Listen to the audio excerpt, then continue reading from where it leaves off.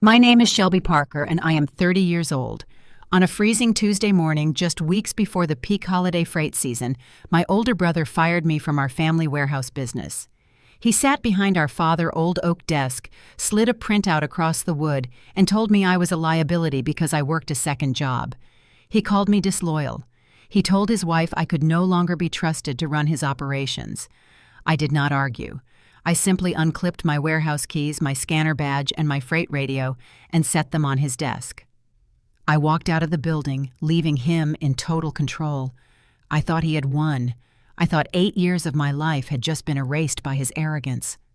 But 3 days later, the loading docks at Parker Plains Warehousing ground to a complete halt.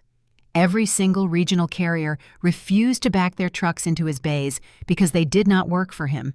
They worked for the second job he had just mocked. He called my phone 81 times begging me to save him from bankruptcy. Before I tell you how I answered that 81st call, please take a second to hit like and subscribe to Front Porch Revenge. Only do it if you know what it feels like to have your hard work overlooked by people who take you for granted. Tell me your age and where you are watching from in the comments. Now let me take you back to that Tuesday morning in Salina, Kansas, to the glass office above the warehouse floor where my brother made the most expensive mistake of his life. The smell of diesel exhaust and cold concrete always settles heavy on the warehouse floor during the late fall surge. It was 10:40 in the morning. I had been on the clock since 4, untangling an overnight scheduling failure. 2 refrigerated trailers carrying perishable goods from Wichita had hit an ice delay on Interstate 135. They missed their inbound delivery windows. Cross-dock logistics are unforgiving. A delayed truck creates a domino effect, backing up outbound routes and forcing drivers into unpaid detention time. I spent 3 hours on the phone with dispatchers negotiating arrival windows and shifting our floor staff to ensure the Wichita loads could be received without penalizing our afternoon drivers. By the time I walked up the metal-grated stairs to the management office overlooking the floor, the dock was humming. Forklifts darted between the aisles, the distinct reverse beeps cutting through the ambient noise of idling engines. Through the glass, I could see our floor foreman, Pete Rowley, standing near door 4, checking off the bills of lading on his clipboard. The crisis was solved. The schedule held. I pushed open the door to the management office. Grant sat behind the heavy oak desk that used to belong to our father Wayne. Grant wore a pressed button-down shirt that looked entirely out of place in a dusty industrial park. He leaned back in the leather chair, his hands steepled under his chin. Standing just to his right was his wife Tessa. She wore a sharp blazer and held a brand-new polished aluminum clipboard resting against her hip. The atmosphere in the room felt staged. It felt like a trap waiting to spring. "Close the door," Shelby Grant instructed. His tone lacked the frantic, panicked edge he usually carried when a freight lane fell behind. It sounded rehearsed. I pulled the door shut, cutting off the noise of the forklifts below. I did not sit down. "The Wichita reefers are at doors 2 and 3, I reported, keeping my focus on the immediate operational metrics. "Pete has the crew unloading them now. We did not drop any outbound appointments." Grant did not look at the loading schedule. He opened a manila folder resting on the center of the desk. He withdrew a printed piece of paper and turned it around, sliding it across the wood so I could read it. It was a printed screenshot of a state corporate registry listing. It showed a limited liability company named Prairie Anchor Logistics. Listed underneath the heading of managing partners was my full legal name. "You cannot serve 2 masters," Shelby Grant said. He leaned forward, resting his forearms on the desk. "I run a tight ship here. Parker Plains requires absolute dedication. I cannot have my operations supervisor moonlighting for some side hustle when my freight needs attention." I looked at the piece of paper, then at my brother. I had spent 8 years running the floor of this warehouse. I missed family holidays to sit in cold dispatch booths. I ate stale crackers from the break room vending machine during harvest season because Grant had promised unrealistic turnaround times to regional farm suppliers, leaving me to figure out the actual physics of moving the freight. Wayne, our father, had proudly stood up at the county business breakfast 2 years ago and introduced Grant as the future of Parker Plains. I was the infrastructure that kept that future from collapsing. Grant did not see infrastructure. He saw a threat to his authority. Prairie Anchor is an independent freight contracting firm, I explained, keeping my voice even. I did not defend my work ethic. I did not remind him about the Wichita trucks currently being unloaded below us. It operates on a distinct tier from Parker Plains. It does not conflict with warehouse operations. It conflicts with my trust, Grant countered swiftly. He had wanted this confrontation. He craved the opportunity to exercise executive dominance. You are drawing a salary from this family while building an exit strategy on company time. That is a breach of loyalty. Tessa shifted her weight, the new aluminum clipboard gleaming under the fluorescent office lights.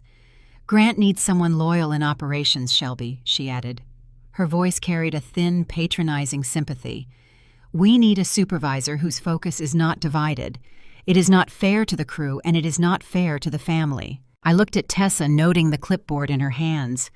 The realization settled into my chest with cold clarity. This was not a disciplinary meeting.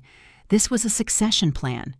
Grant had found a public excuse to install his wife into a salaried management position. He wanted to consolidate the payroll inside his own household.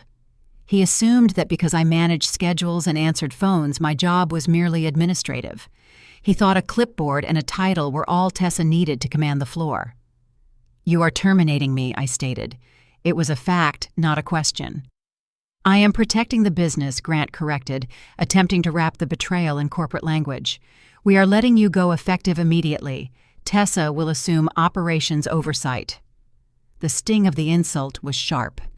8 years of quiet, relentless dependability had not earned respect.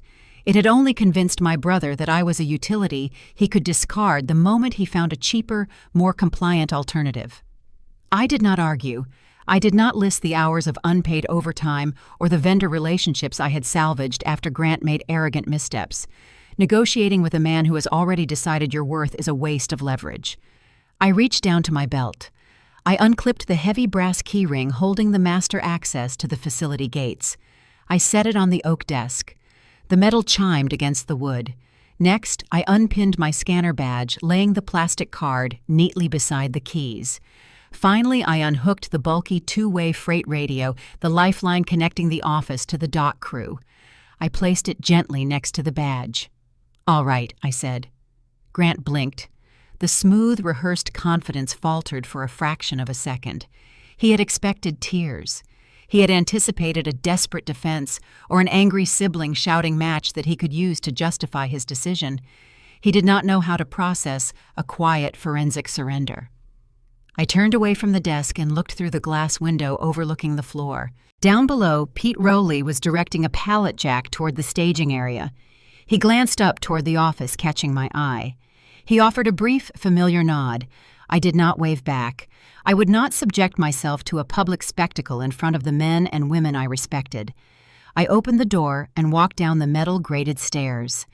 The cold air of the warehouse floor hit my face. I bypassed the break room and walked straight out the side exit into the gravel parking lot. The harsh Kansas wind cut through my jacket, carrying the distinct scent of dry prairie dust and diesel fuel. I reached my truck, pulled the door shut, and sat in the quiet cab. My hands rested on the cold steering wheel. The transition was complete. Grant and Tessa controlled the office. They possessed the keys, the badge, and the radio. They believed they had successfully removed a disloyal employee. What Grant failed to understand is that titles govern buildings, but contracts govern freight. My phone buzzed in the center console. I picked it up. A new text message illuminated the screen. It was from an independent carrier dispatcher managing our regional routes. Shelby, the message read, checking in on the holiday capacity limits. Does Prairie Anchor still want us holding these inbound lanes for Parker Plains? We need your authorization to release the trucks by Friday. I stared at the glowing screen. Grant had just fired the only person holding the map to his own supply chain. I sat in the freezing cab of my truck, the engine still off, staring at the glowing screen of my phone. The independent carrier's message lingered on the display, a quiet demand for instructions. Grant had just confiscated my keys, my scanner, and my radio, operating under the assumption that physical objects dictated the flow of freight. He truly believed that terminating my employment severed my connection to the supply chain. He did not realize that the logistics network keeping Parker Planes functional was not tethered to our father's old oak desk. It was tethered to me. Before I could type a careful, measured reply to the dispatcher, the screen shifted. The phone began to vibrate against my palm. The caller identification displayed my mother's name. I took a slow breath, letting the cold air sting the back of my throat, and answered the call. Shelby, Linda said. Her voice was perfectly leveled, carrying the practiced smooth cadence she used at church committee meetings and local charity drives. It was a tone designed to manage awkward situations, not to offer comfort. Grant just called me. She did not ask how I was doing. She did not ask for my version of the events that had just unfolded in the glass office. She did not express a single ounce of regret that her daughter had just been stripped of a livelihood mere weeks before the holidays. Your brother had to do what was best for the business. My mother continued, filling the quiet space in the truck cab with her smooth justifications. You know the margins are tight right now. Grant has a tremendous amount of pressure on his shoulders heading into December. He simply cannot have someone on his management team with divided loyalties. It sends the wrong message to the crew. I looked out through the windshield, past the chain-link perimeter fence, toward the warehouse loading bays. A heavy knot formed in my stomach, pulling tight. Linda was already circling the wagons. Grant had not just fired me, he had immediately called our parents to control the narrative framing my termination as a necessary executive decision to protect the family legacy. I wasn't dividing my loyalty, Mom, I said, keeping my voice low and restrained. I was managing contracts that Parker Planes relies on. Prairie Anchor. We are not discussing your side projects right now, she interrupted, dismissing 8 years of my structural labor with a gentle, patronizing sigh. I am calling because I need you to be mature about this. Do not hold a grudge against your brother. Family takes care of family, Shelby. We all have our roles to play, and right now Grant needs you to step aside gracefully so he can lead. While her voice hummed through the speaker, a notification banner dropped down across the top of my phone screen. It was a text message from Grant. Send the carrier portal password. There was no polite request. There was no acknowledgement that he had just escorted me off the property. He simply demanded the keys to the digital infrastructure I had built under my own company's name. I pulled the phone away from my ear, put it on speaker, and rested it on the center console. I looked back out at the loading docks. Below the glass windows of the management office, the rhythm of the warehouse was already fracturing. Door 4 was open, revealing the cavernous concrete interior of the staging area. Tessa was standing on the concrete apron, her new aluminum clipboard tucked under her arm. She was gesturing sharply toward a pallet of heavy agricultural supplements, pointing her index finger at Pete Rowley and 2 other dock workers. Pete stood perfectly still, his arms crossed over his high-visibility vest. He did not move to follow her direction. Anyone who has spent more than a week on a loading dock knows that you cannot arbitrarily shove dense, heavy pallets into the nose of a 53-foot dry van without checking the axle weight distribution. Tessa was pointing at the freight as if pointing was the only requirement for moving it. She had the title, she had the clipboard, but she possessed absolutely zero understanding of the physics and safety protocols required to run the floor. Watching Tessa attempt to command the crew, a sharp, bitter memory surfaced. This was the dynamic the Parker family had always demanded. I remembered sitting at a sticky table during a county business breakfast 2 years ago. The room smelled of cheap coffee and syrup. Wayne, our father, had stood at the podium, clapping a hand proudly on Grant's shoulder. I want to introduce the future of Parker Planes, Wayne had announced to the local merchants, soaking in the applause. I sat in the background nursing a cold coffee. I remembered the harvest rush last October. Grant had confidently promised a regional farming cooperative that we could turn around an emergency shipment of combine parts overnight. He never checked the carrier board. He never verified the inbound receiving times. He simply shook hands, took the credit, and went home to his quiet, clean house.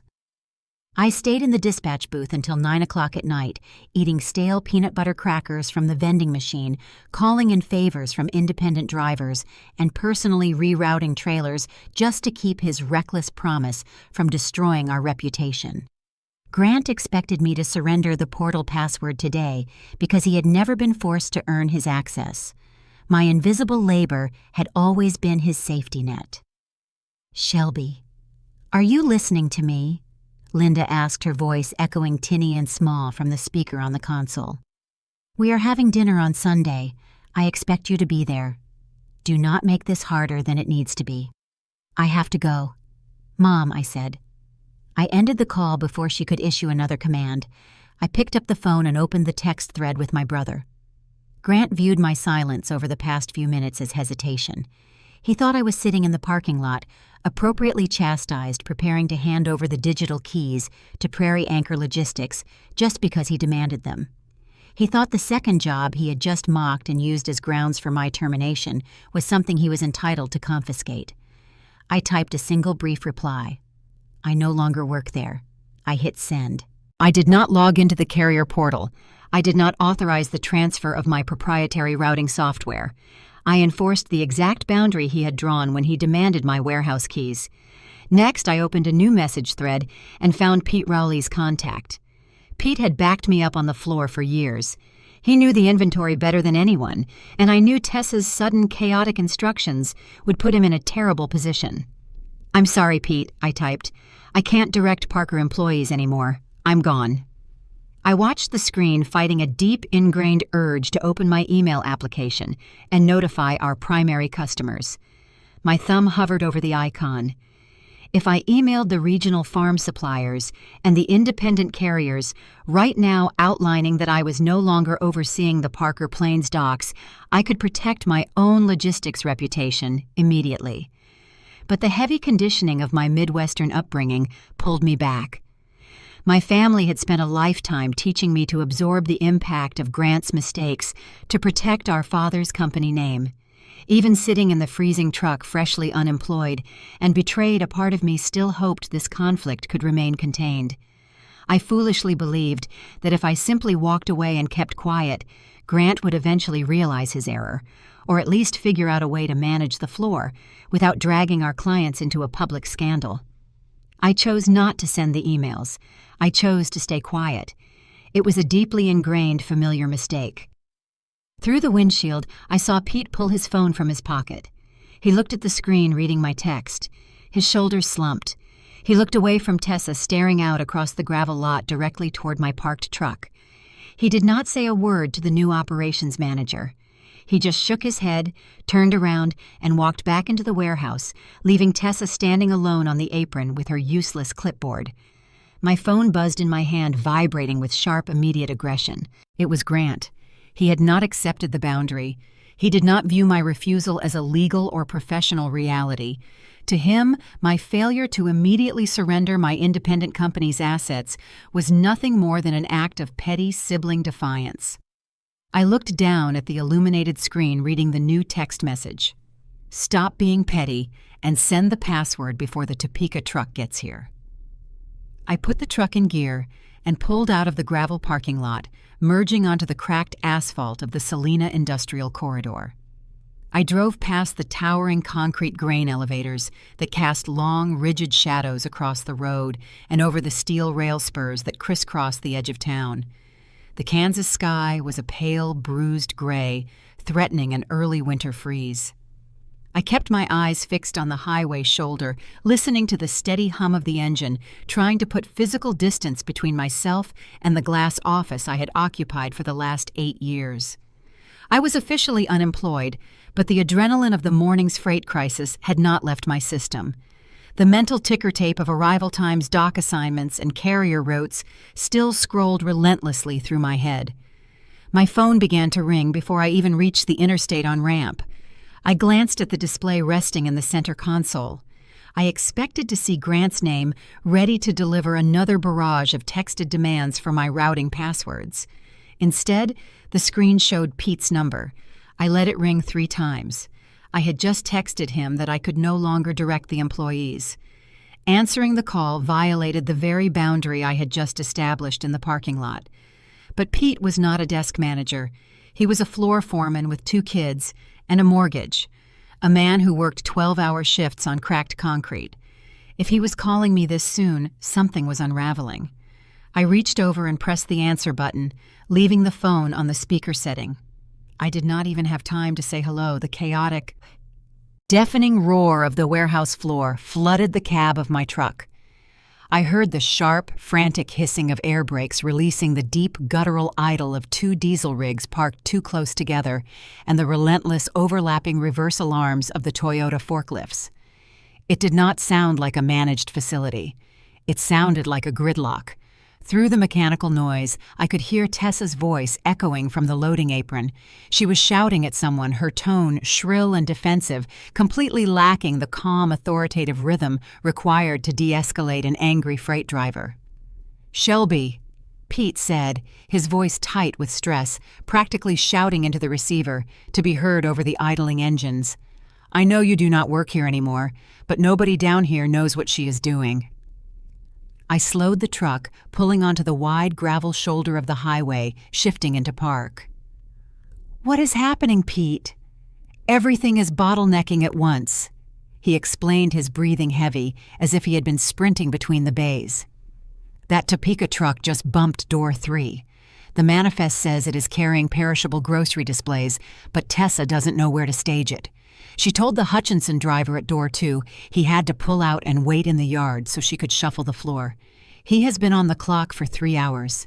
He is screaming at her, demanding immediate detention pay before he moves his rig an inch. I closed my eyes, pressing my fingertips against my forehead. Detention pay is a critical, expensive penalty. Commercial drivers operate strictly on federally mandated hours of service. If you trap them at a loading dock without unloading them, you are literally stealing their wages. Tessa had no idea how to authorize detention pay, nor did she understand that angering a regional driver guaranteed that his entire carrier network would start refusing our loads. "It gets worse," Pete continued, his voice dropping slightly as he presumably stepped away from the immediate shouting match on the dock. She looked at the inbound schedule and panicked because there was no floor space, so she just went into the system and canceled the afternoon outbound appointments. My stomach dropped. The physical reality of the warehouse was a delicate, constantly moving puzzle. Cross-dock scheduling operates like a lung. You breathe the inbound freight in, and you immediately breathe the outbound freight out. If you cancel the outbound trucks, the inbound freight has nowhere to go. It sits on the floor, blocking the aisles, trapping the forklifts, and suffocating the entire operation. Tessa had just intentionally choked the warehouse to death because she did not understand basic logistics. "Pete, you need to step back," I said, gripping the steering wheel. "You cannot fix a scheduling collapse from the floor. Let her manage it. That is her title now." "I am trying, Shelby," he pleaded, the exhaustion clear in his voice. "But the guys are looking at me. If this floor gridlocks and we start ruining goods, Grant is going to blame the crew. You know he will." Before I could formulate a response, the sound of a scuffle echoed through the phone speaker. I heard Pete give a sharp exclamation of surprise, followed by the sound of the phone fumbling against clothing. "You left us without a map on purpose," Grant's voice suddenly snarled through the speaker. He had ripped the phone directly out of Pete's hand. The accusation hit me with jarring force. Grant had fired me an hour ago. He had stripped me of my keys and my radio, explicitly telling me my presence was a liability. Yet the moment the reality of the work overwhelmed his chosen replacement, he did not look in the mirror. He projected the failure entirely onto me. He genuinely believed that a supply chain should run automatically, and because it was currently crashing, I must have maliciously hidden the instruction manual on my way out the door. "I didn't leave you without a map, Grant," I answered, keeping my voice dangerously level.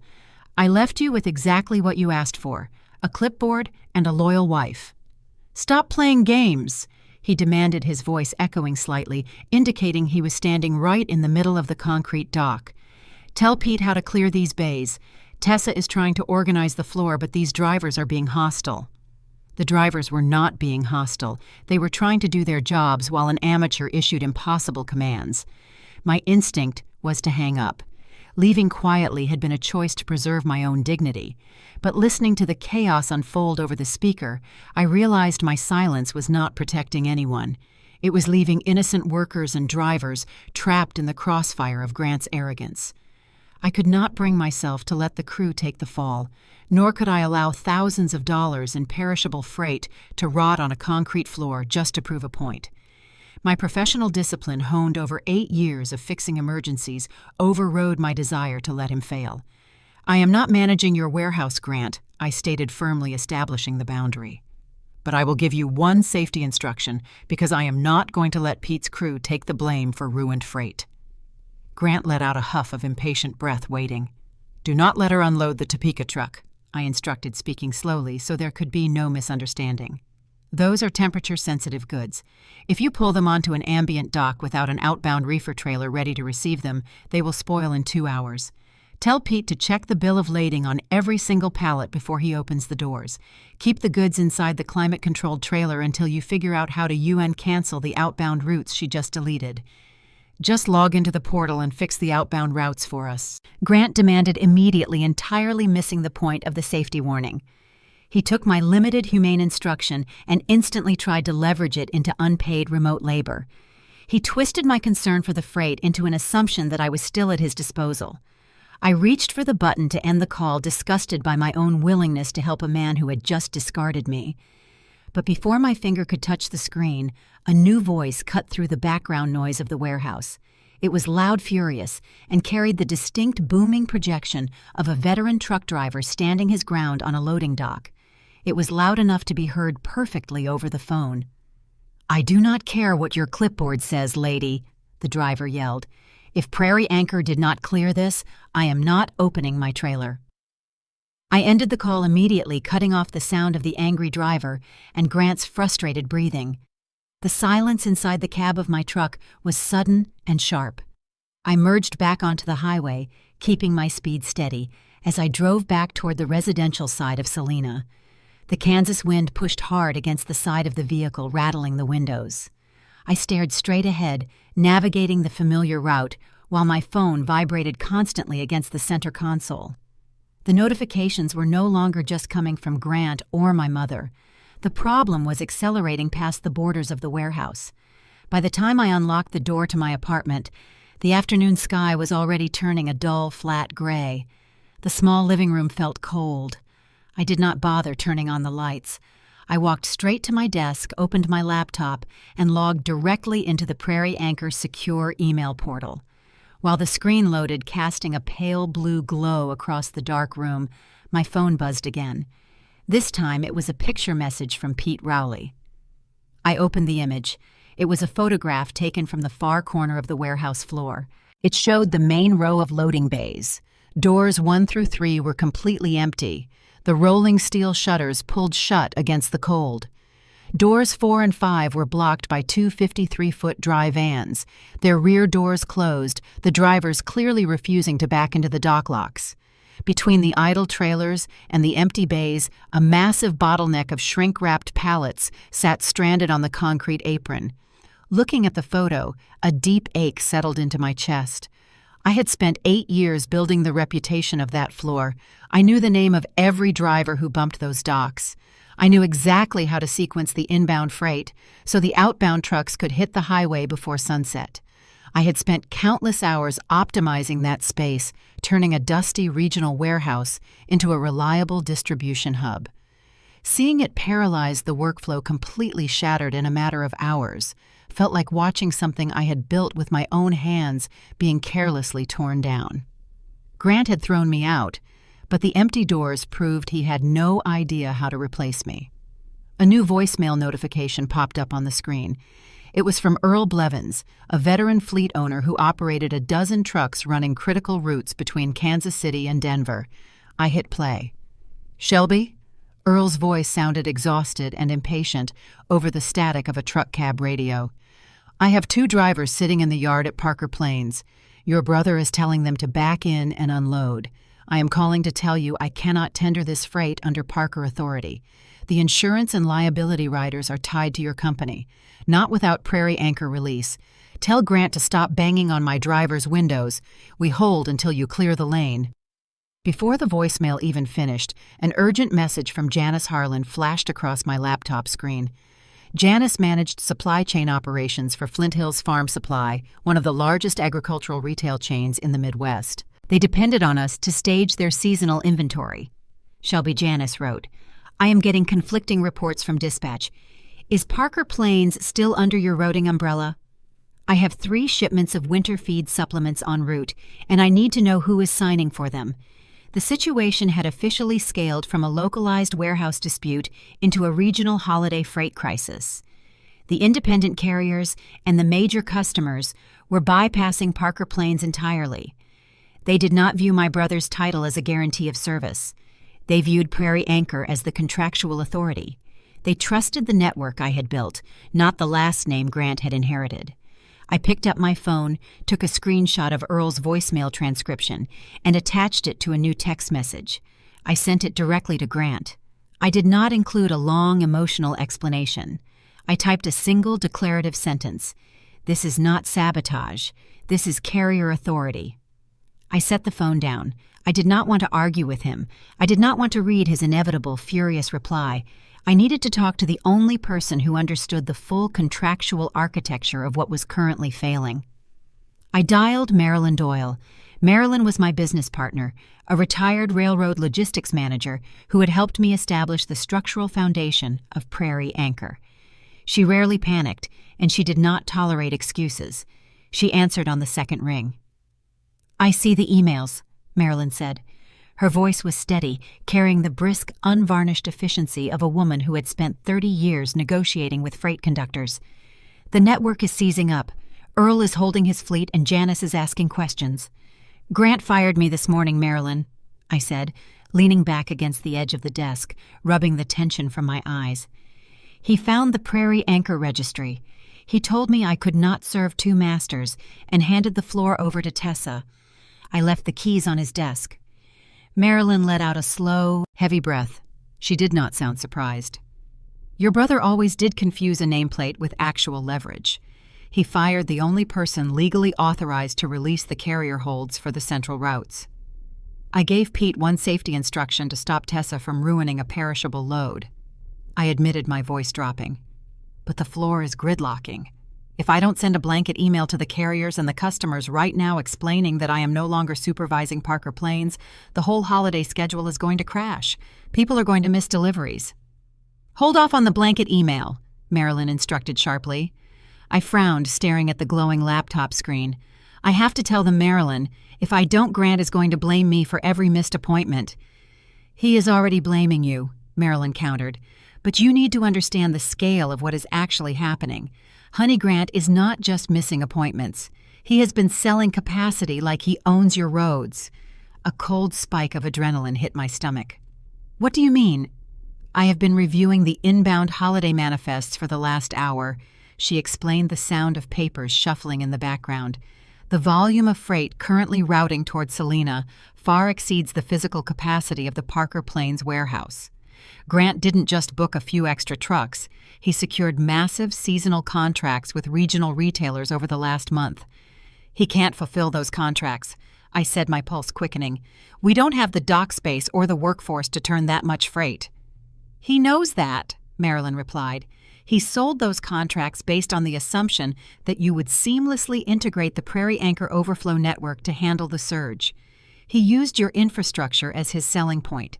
He guaranteed capacity he does not legally control, and then he fired the only person who does." I stood up from the desk, pacing the short length of my living room. Grant had fired me for operating a second job, claiming it was a betrayal of the family business. Yet he had secretly built his entire holiday revenue projection around the very infrastructure he had just mocked. He had assumed that because I was his sister, my external resources automatically belonged to him. "I need to call Janice back," I said, looking at the blinking notification on my screen. "I need to tell her I can't receive her feed supplements." "You tell Janice exactly what she needs to know to keep her freight safe," Marilyn advised. "But before you answer, your brother asked him how many customers he promised holiday delivery under your name." 72 hours after I left my keys on the oak desk, the Kansas wind was blowing hard enough to rattle the rusted metal sign mounted above the warehouse bays.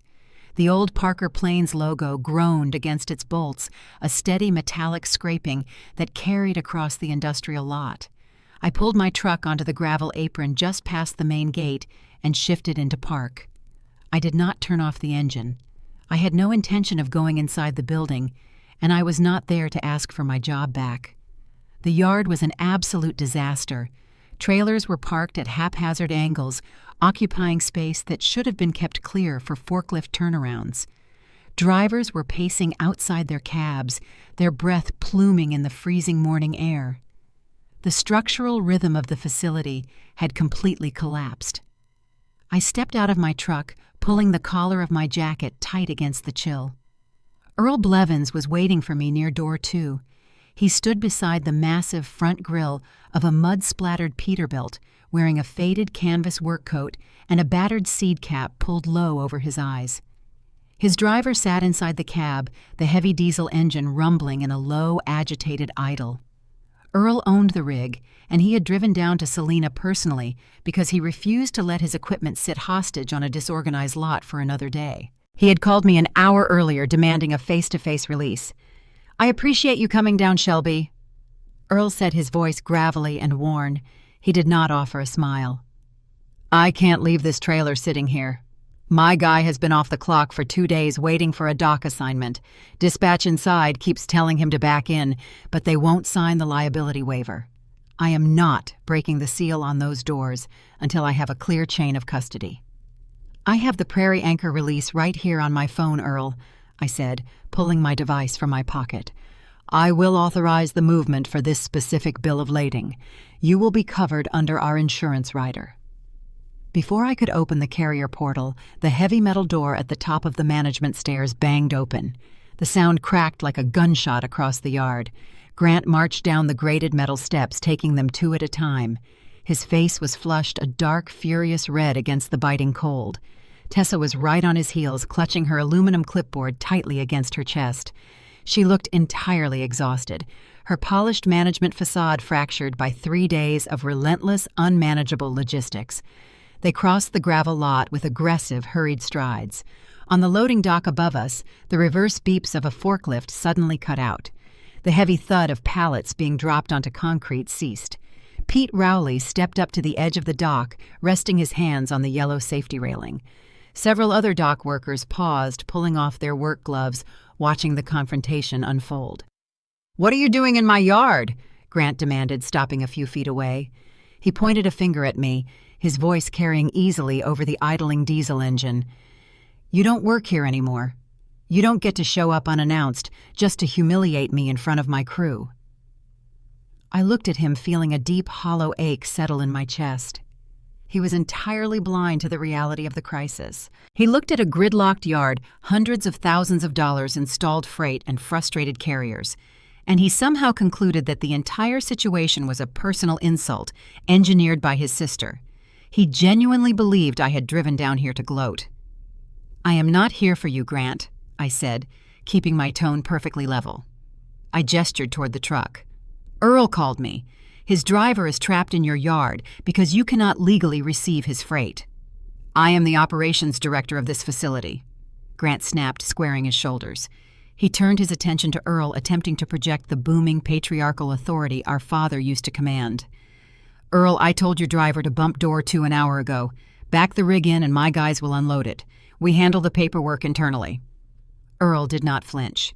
He adjusted the brim of his cap, looking at my brother with the flat, unimpressed stare of a man who had spent 30 years moving heavy freight across the Midwest. "Grant, I do not haul on a family assumption," Earl said. His voice was not loud, but it possessed a heavy, unyielding weight. "I haul on who signs the lane. The contract for this route, the liability insurance, and the payment guarantee are all held by Prairie Anchor. You do not own this lane." Tessa stepped forward, her knuckles white as she gripped her clipboard. "This is Parker property," she countered sharply. "We own the warehouse. We dictate what gets unloaded on our docks." Earl turned his head slowly to look at her. "Maybe," he replied, "but it is not Parker Freight until Shelby clears it." The words hung in the freezing air, sharp and undeniable. Up on the dock, Pete Rowley let out a slow breath, shaking his head. The dock workers standing behind him exchanged knowing glances. Every single person on that concrete floor had spent the last 3 days listening to Tessa and Grant claim that I had maliciously sabotaged the schedule, that I had abandoned my post out of spite. Earl's simple blue-collar refusal dismantled that lie completely in front of an audience. The crew realized in that exact moment that the freight was not moving because I was petty. The freight was not moving because Grant had fired the only person who actually possessed the authority to move it. I looked at my brother. The bluster and outrage had suddenly drained from his face, replaced by a flickering, panicked confusion. He stared at Earl, unable to comprehend that his last name and his title carried absolutely zero leverage in the practical world of commercial logistics. He had assumed power was something you could simply claim by sitting behind the right desk. It hurt to watch him realize how little he understood about the business he supposedly led. I broke the silence, focusing on the screen of my phone. I could not let the innocent driver sitting in the cab lose another day of wages, nor could I allow the workers standing on the dock to face the fallout of an empty floor. My ingrained habit of over-responsibility took the wheel. I could not punish them for Grant's arrogance. "I am pushing the digital authorization through now, Earl," I said, tapping the final confirmation on the carrier portal. I raised my voice just enough so Pete and the crew on the dock could hear the parameters of the boundary. "This clears the liability for this specific truck. This one load moves under Prairie Anchor authority so your driver can get paid." Earl's phone buzzed in his pocket. He pulled it out, verified the digital receipt, and gave me a firm nod. "However," I continued, looking directly at Grant, "future loads require direct customer authorization through Prairie Anchor. I am not stepping back in to manage your floor. If you want these trucks to bump your docks, you need the customers to release them to you. I will not sign off on another manifest until that happens." Grant's jaw tightened. He realized I was not returning to save him. I was simply opening a single valve to keep the pressure from blowing the entire pipe. I was managing the freight, but I was leaving him to manage the fallout. Tessa looked down at her clipboard as if the blank pages could offer some sort of defense. She had lost the floor. The crew had watched her authority evaporate the moment a real logistics problem demanded a solution. Earl reached up and grabbed the metal handle of his cab. "Appreciate it, Shelby," he said. He climbed up into the truck and slammed the heavy door shut. A moment later, the sharp, pressurized hiss of the air brakes releasing echoed across the yard. The massive diesel engine roared as the driver shifted into gear, preparing to finally maneuver the trailer toward the loading bay. I turned around and walked back to my own vehicle. I opened the door, eager to escape the freezing wind and the heavy, toxic atmosphere of the Parker Plains lot. "Shelby," Grant called out. I paused, looking back over my shoulder. Grant had closed the distance between us. The confusion was gone, replaced by a desperate, cornered anger. He knew the regional carriers talked. He knew the drivers sitting in the yard would broadcast this confrontation across every truck stop and CB radio from Salina to Kansas City by nightfall. "If customers hear this," Grant warned, his voice low and tight with panic, "you will ruin us." I looked at the man who had fired me, smeared my name, and demanded my unpaid labor without a second thought. "Then stop lying to them," I said. I climbed into my truck, shut the door, and drove out of the yard. The drive south to McPherson takes about 35 minutes on Interstate 135. It is a straight, flat stretch of highway cutting through dormant winter wheat fields and isolated farmhouses. For my entire adult life, I had made that drive almost every Sunday. The Parker family lunch was an institution, a rigid weekly routine that anchored our schedules regardless of what was happening at the warehouse. I parked my truck in the familiar driveway, turning off the ignition. I sat in the quiet cab for a long moment, staring at the front door. I knew walking into that house was a mistake. I knew that showing up for Sunday lunch gave them the physical presence they needed to pretend the family fabric was still intact. But the conditioning runs deep. A persistent, irrational part of me still hoped that my parents had invited me because they recognized the severity of what Grant had done. I hoped that seeing the freight gridlock, seeing the carriers revolt, would force Wayne and Linda to finally act like parents and demand fairness. I walked up the concrete path and opened the front door. The house smelled of baked chicken casserole and steamed green beans, the exact same meal Linda prepared every Sunday between November and March. The television in the living room was murmuring a pre-game football broadcast. I walked into the dining room and immediately realized the trap had already closed. Tessa was sitting at the oak dining table sipping a glass of iced tea. She looked completely relaxed, her posture casual and entirely unbothered by the fact that she had nearly collapsed the family supply chain 48 hours prior. She was chatting with my mother about the difficulties of finding reliable seasonal dock workers, speaking with the weary authority of an industry veteran. She was playing the role of the stressed warehouse manager, and my mother was eagerly validating the performance. Wayne sat in his worn leather recliner just off the dining room, the television casting a flickering light across his face. Beside his chair, resting on a small wooden side table, sat a thick stack of unopened Parker Plains invoices. They were bound tightly with a rubber band sitting exactly where Grant usually dropped them for our father to review. Wayne was technically retired, but he still kept a hand on the pulse of the money. Looking at the unopened stack, I knew Grant had not briefed him on the financial liability of the stalled trucks. Grant was not there. His chair at the table remained empty. "Shelby," Linda said, wiping her hands on a floral kitchen towel as she turned from the stove. She offered a tight, polite smile that did not reach her eyes. "Have a seat. The casserole is just about ready to come out of the oven." I pulled out a chair on the opposite side of the table from Tessa. I did not take off my jacket.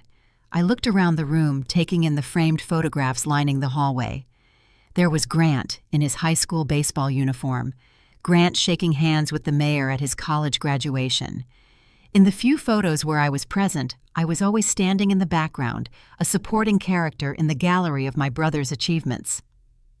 "Grant is running late," Tessa announced, swirling the ice in her glass.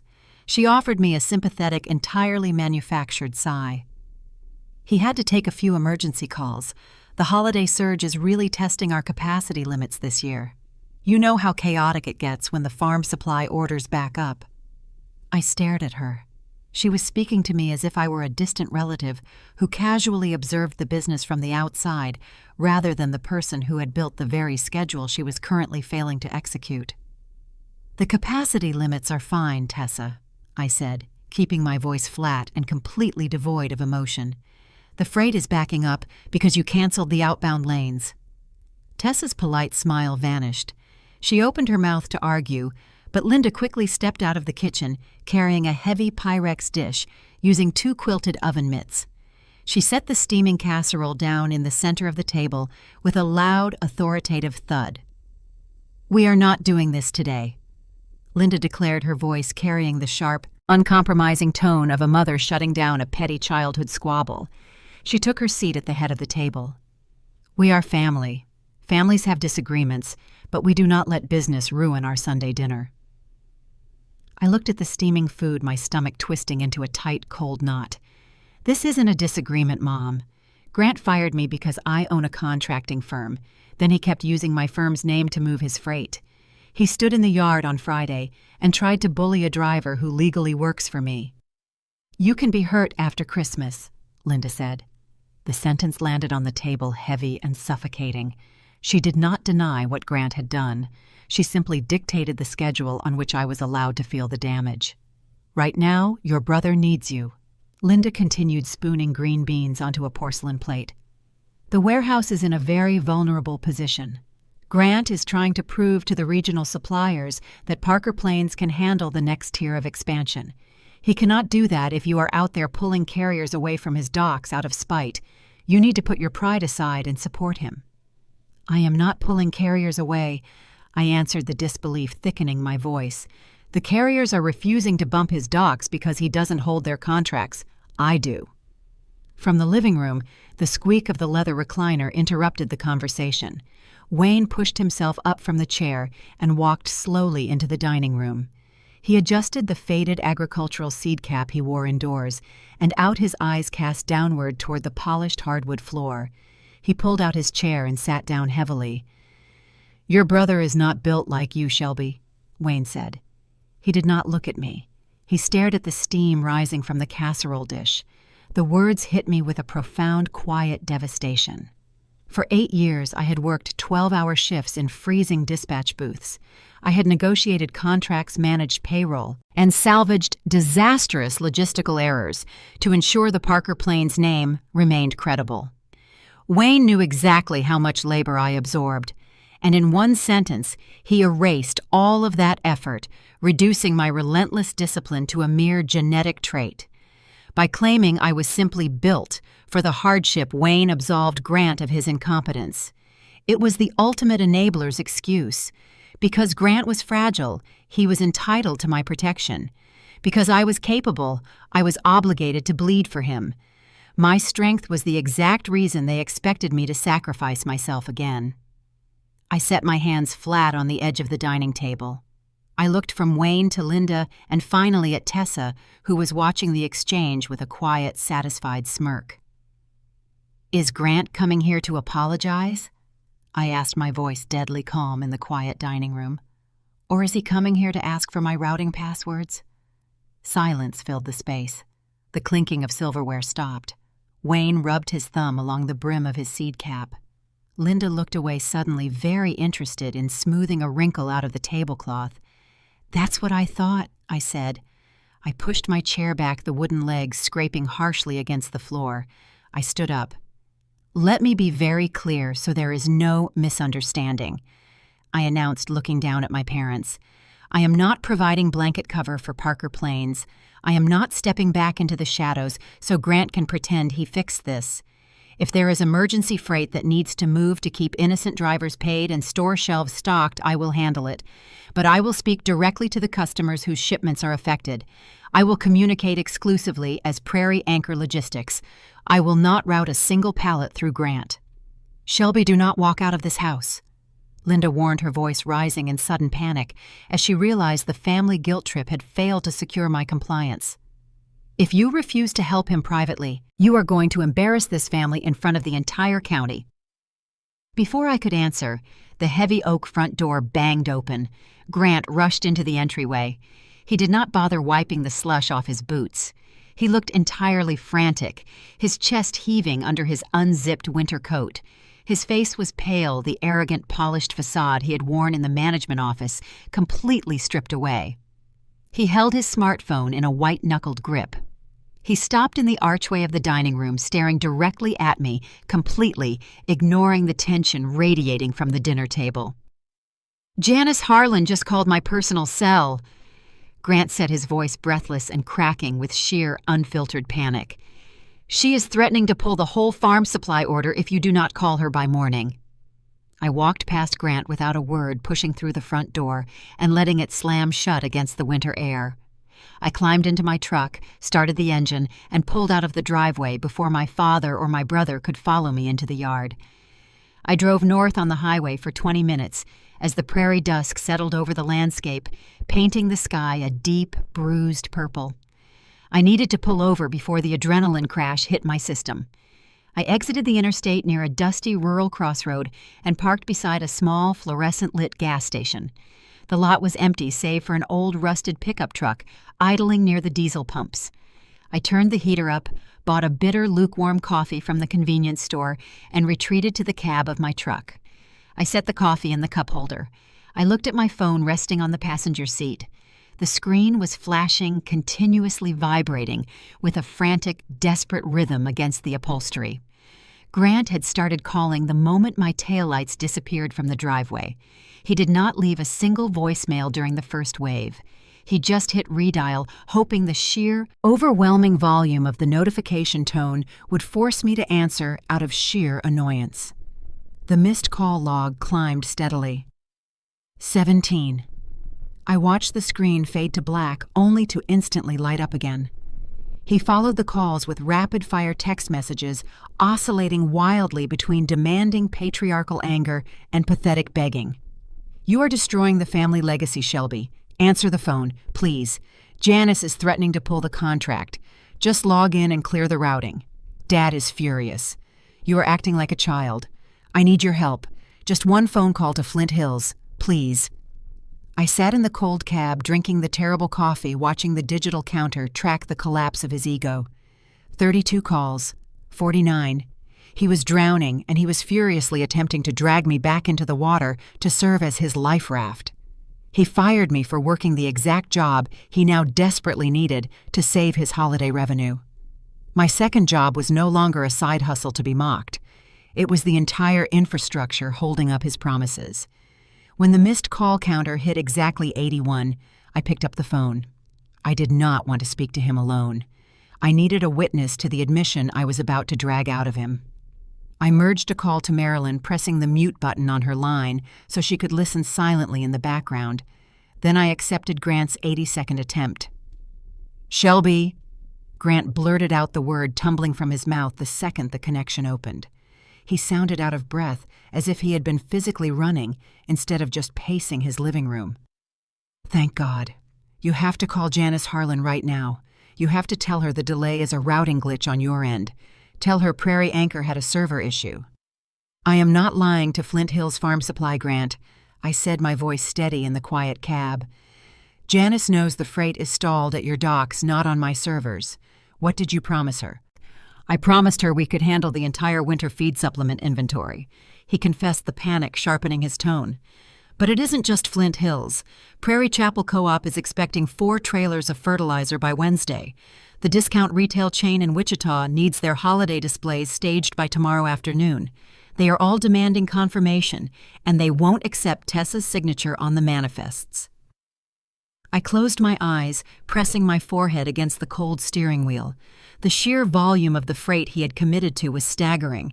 He had sold out the warehouse 3 times over booking capacity that Parker Plains physically did not possess. "How did you secure those contracts, Grant?" I asked, my grip tightening on the phone. "Parker Plains doesn't have the performance history to guarantee that kind of volume during peak season. Why did they trust you with that much freight?" There was a long, heavy silence on the other end of the line. I could hear him breathing, wrestling with the admission. The arrogant warehouse director was gone, replaced by a terrified man, realizing he had written checks his reality could not cash. "They trusted me because your name was attached," Grant finally admitted, his voice dropping to a low defensive mumble. "I told them we were integrating the Prairie Anchor network. I told them you were managing the overflow routes." The words landed like a physical strike. Your name was attached. I felt a sudden, profound exhaustion settle deep in my bones. My family had not just underestimated my labor, they had weaponized my reputation. Grant had fired me publicly, humiliating me and stripping me of my operational authority while simultaneously treating my professional credibility like a family credit card he could swipe whenever he needed to close a deal. He thought my name was just another asset he inherited. "You used my company's performance history to sell your capacity," I clarified, ensuring the statement was absolutely plain for Marilyn to hear. "We are family Shelby," he argued, reverting instantly to the only defense he understood. "Parker Plains and Prairie Anchor are the same blood. It was a reasonable assumption. You can fix this. Just call Janice and tell her we are working together." "I am not having this conversation privately anymore, Grant," I stated, setting the boundary hard. "I am not fixing your mistakes from the shadows so you can pretend nothing happened." "What are you going to do?" he asked, the panic returning. "I am going to call Janice Harlan," I said, "and I am going to ask her for a meeting." I hung up before he could respond. I unmuted Marilyn's line. "He sold the warehouse on your back," Marilyn said quietly, the static of the line emphasizing the severity of the situation. "He did," I agreed. "And I can't let those farm stores miss their holiday inventory because he is incompetent. The drivers need to move and the goods need to land." "You can't save his pride, Shelby," she warned. "I won't," I promised. "But I have to get the trucks moving first." I disconnected the call with Marilyn and dialed Janice Harlan's direct number. She answered immediately, the background noise of a busy dispatch office humming behind her. "Shelby," Janice said, her tone brisk and entirely devoid of small talk. "Tell me you are calling with routing numbers." "I am calling to ask for a meeting, Janice," I said, watching a semi-truck rumble past the gas station, its headlights cutting through the dark prairie night. "Tomorrow morning, just you and me. We need to discuss how Prairie Anchor can salvage the critical loads." I did not explain the firing. I did not mention Tessa's clipboard or Grant's 81 frantic calls. My Midwest conditioning still held me back from airing the family's dirty laundry over a cell phone connection. I wanted to protect the innocent workers on the floor, and a part of me still wanted to protect Grant from absolute public ruin before I fully understood the scope of what he had promised. I thought I could manage the fallout carefully. It was a cautious professional choice, but it gave my brother one more night to control his version of the narrative. Janice hesitated for a fraction of a second. She was a veteran logistics manager. She knew a disaster when she heard one carefully avoided. 7 o'clock tomorrow morning, Janice agreed. The diner in Junction City right off the interstate. She paused, her voice hardening with absolute professional authority. Bring whatever version of the truth lets my trucks arrive. The pale Kansas sun barely managed to cut through the grease-smudged windows of the diner just off Interstate 70 in Junction City. It was 10 minutes to 7 in the morning. The air inside smelled of frying bacon, industrial floor cleaner, and bitter, bottomless coffee. I slid into a cracked red vinyl booth near the back, pulling my coat tight around my shoulders. Marilyn sat right beside me. She rested her hands on the table, calm and immovable, projecting the kind of quiet endurance that only comes from decades of managing railroad crises. Janice Harlan was already waiting for us. She sat on the opposite side of the booth, a battered leather notebook laid open next to a steaming mug of black coffee. She wore a heavy quilted barn jacket, her gray hair pulled back in a practical clasp. She did not offer a polite morning greeting or ask about the drive. She tapped a pen against her notebook. "Let's see what we can salvage," Janice said, getting straight to the point. "I have 3 trucks carrying winter feed supplements idling in a truck stop parking lot outside Salina, and another 2 scheduled to load out of Wichita by noon. The freight is blind." Before I could lay out the emergency routing plan, the small bell above the diner's front door chimed cheerfully. I looked up. Grant was walking down the narrow aisle between the booths, looking entirely out of place among the truckers and local farmers eating their morning eggs. He wore a crisp, quarter-zip pullover, embroidered with the Parker Plains logo, projecting a forced, manufactured confidence. Tessa trailed closely behind him, clutching her phone, her eyes darting nervously around the restaurant. They slid into the booth, right next to Janice, completely crowding her. "Glad we could all get together," Grant announced. He offered Janice a bright salesman smile that failed to mask the deep exhaustion pooling under his eyes. He looked across the table at me, attempting to project a unified front. "Shelby texted and asked us to join so we could align our logistics." It was a blatant, desperate lie. He had tracked me down, terrified of what I might say, in a room where he could not control the narrative. Janice did not blink. She did not return his smile. She simply looked at him, then looked at me, her expression hardening into absolute granite. "Good," Janice said, her voice dropping into a low, uncompromising register. "Then nobody has to repeat themselves." Grant shifted uncomfortably against the vinyl. He opened his mouth to launch into a rehearsed explanation about supply chain hiccups, but I did not let him take the floor. "I did not invite them, Janice," I stated clearly, keeping my voice level and professional. "And before we discuss your freight, I need to correct the record. I was terminated from Parker Plains before your shipment stopped moving. I no longer supervise that warehouse floor, and I have 0 authority over their dock schedule. I am sitting at this table solely representing Prairie Anchor Logistics." Janice stopped tapping her pen. She turned her head slowly, leveling a piercing gaze at my brother. "Grant," she said. It sounded like a reprimand. "Did you tell me she was still running your floor when we booked the holiday overflow capacity last week?" Grant's confident posture deflated. He cleared his throat, his eyes darting toward the waitress refilling coffee mugs, 2 booths away, desperate to avoid Janice's stare. "We had an internal restructuring." Grant dodged, falling back on hollow corporate buzzwords. "Shelby's side projects were creating a conflict of interest. We are simply transitioning the oversight to Tessa. The capacity is still there. We just experienced a brief communication lag during the handover." "You promised me infrastructure," Janice countered, her voice rising just enough to cut through the diner's ambient noise. You promised me the routing expertise that has kept my inventory on the shelves for 5 years. I did not buy your square footage, Grant. I bought her reliability." Tessa leaned forward, placing her elbows on the table, trying to rescue her husband's crumbling credibility. "Shelby is family," Tessa said, offering Janice a patronizing, artificially sweet smile. Of course she was going to help us smooth out the transition. We just needed a few days to get the new software protocols aligned. Everything is going to be perfectly fine. Janice looked at Tessa as if she had just suggested carrying water in a paper bag. "I buy freight from people who answer the phone," Janice replied coldly. "Not from last names." Tessa's face flushed a deep, embarrassed pink. She sat back, crossing her arms tightly over her chest, defeated by a single sentence. I pulled a printed spreadsheet from my bag and laid it on the table.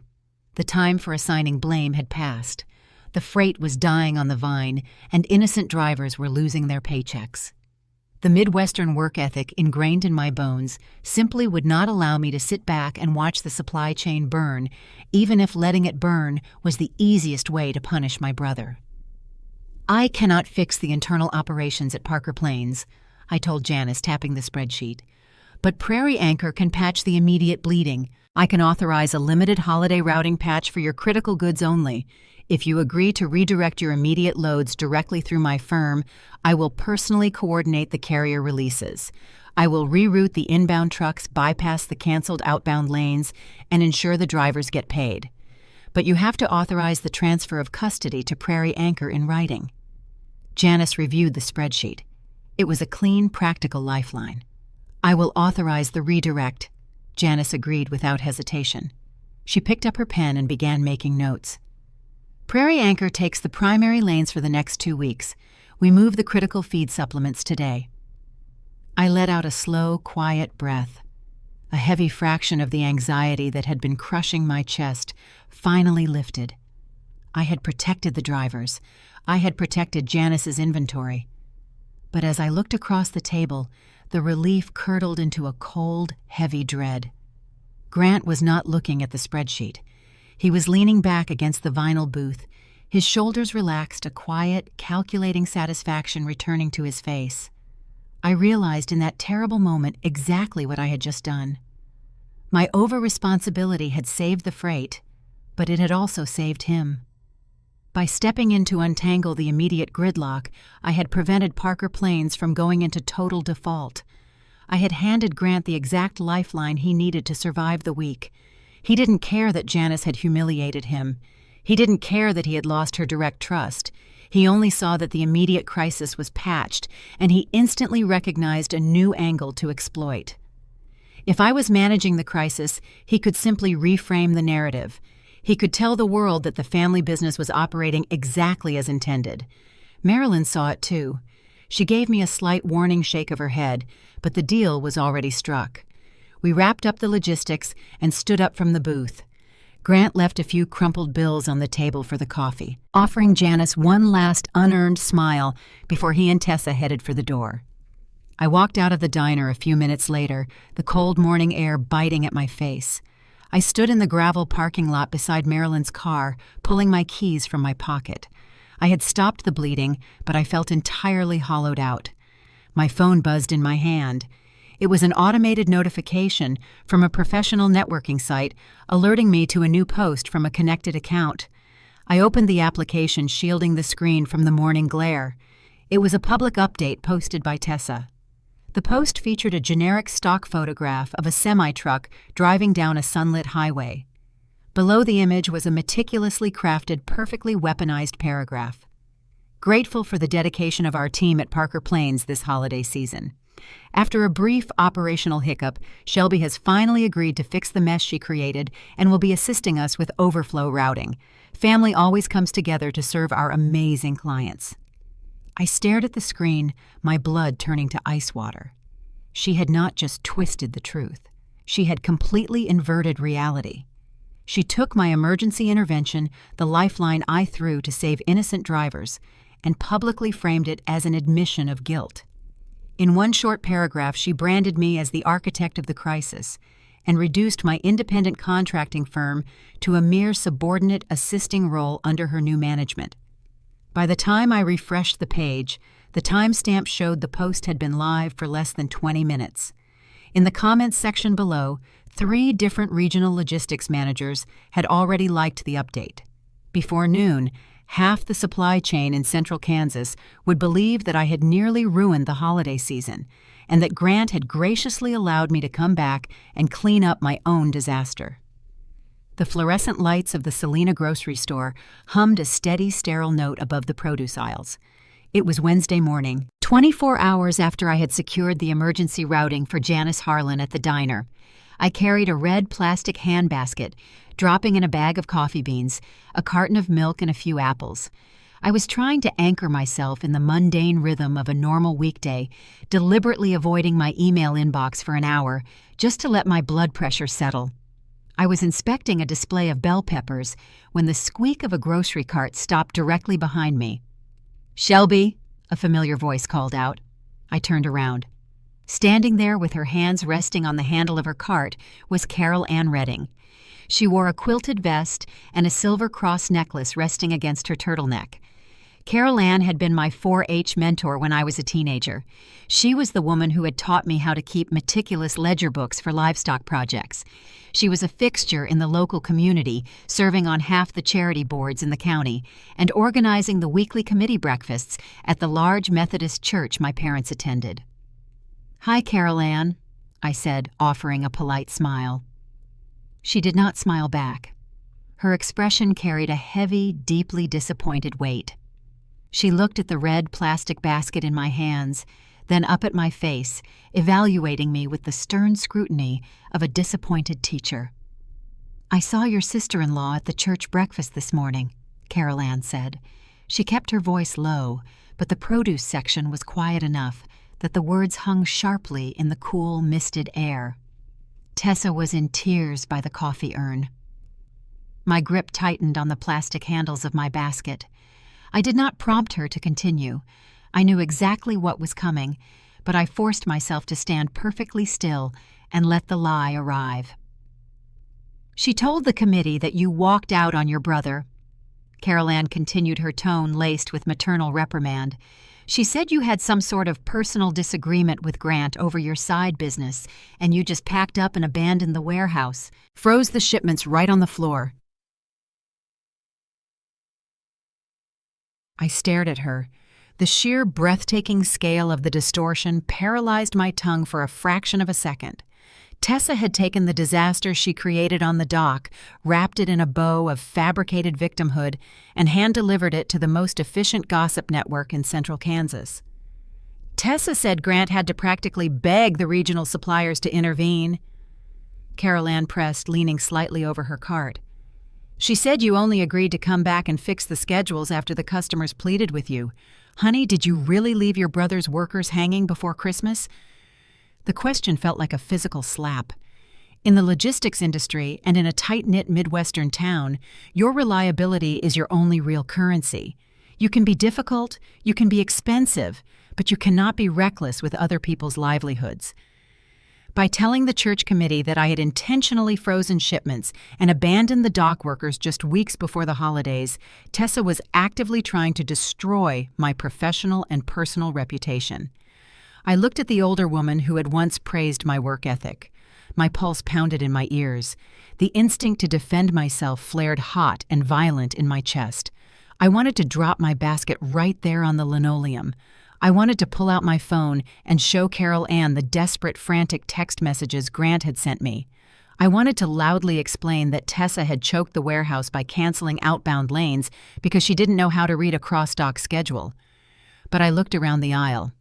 A man inspecting tomatoes 2 displays down was subtly tilting his head in our direction. A stock clerk pushing a pallet jack had slowed his pace. If I raised my voice, if I launched into a passionate defensive monologue about supply chain metrics and family betrayal, I would look exactly like the erratic, spiteful sister Tessa had described over her morning coffee. I would be creating a public scene, which was the very thing my family expected me to avoid.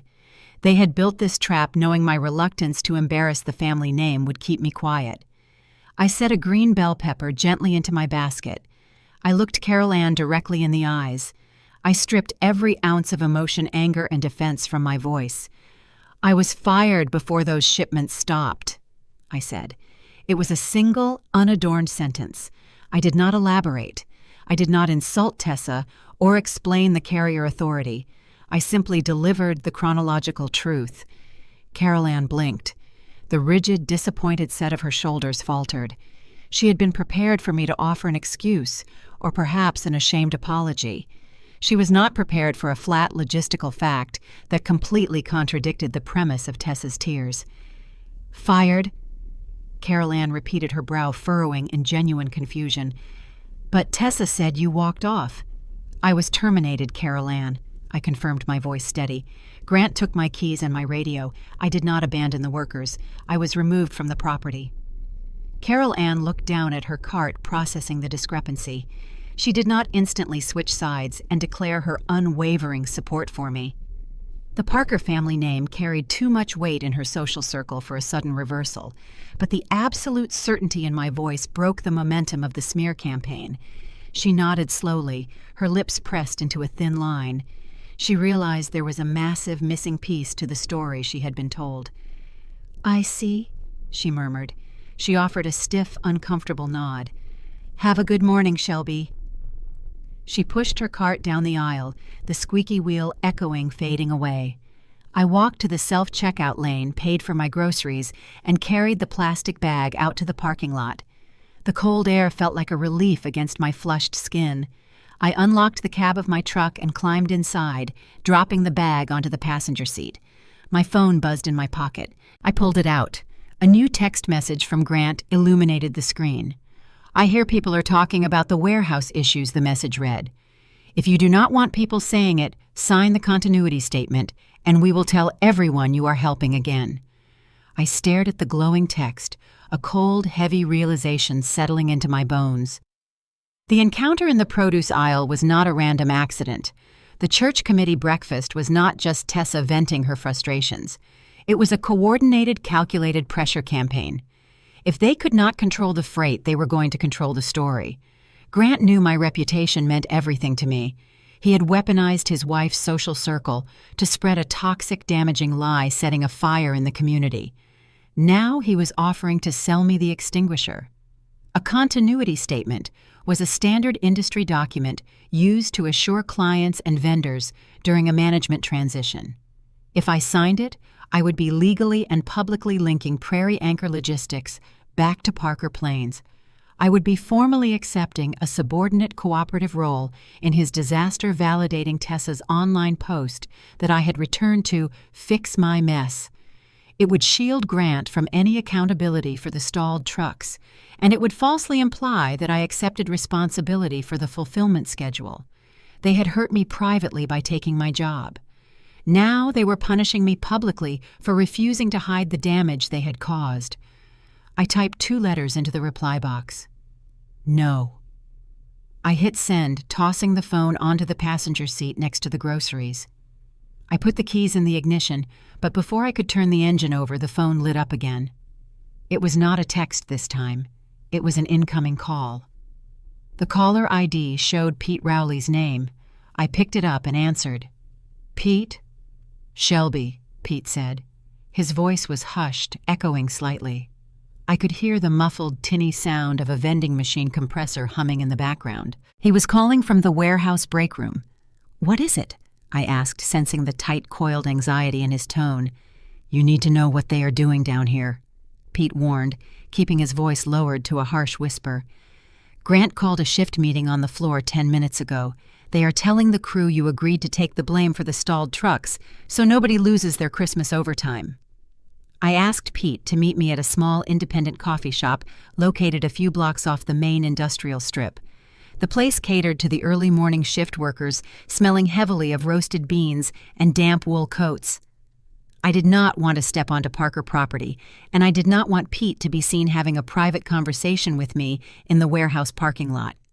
I was sitting at a chipped laminate table near the back when he walked through the door.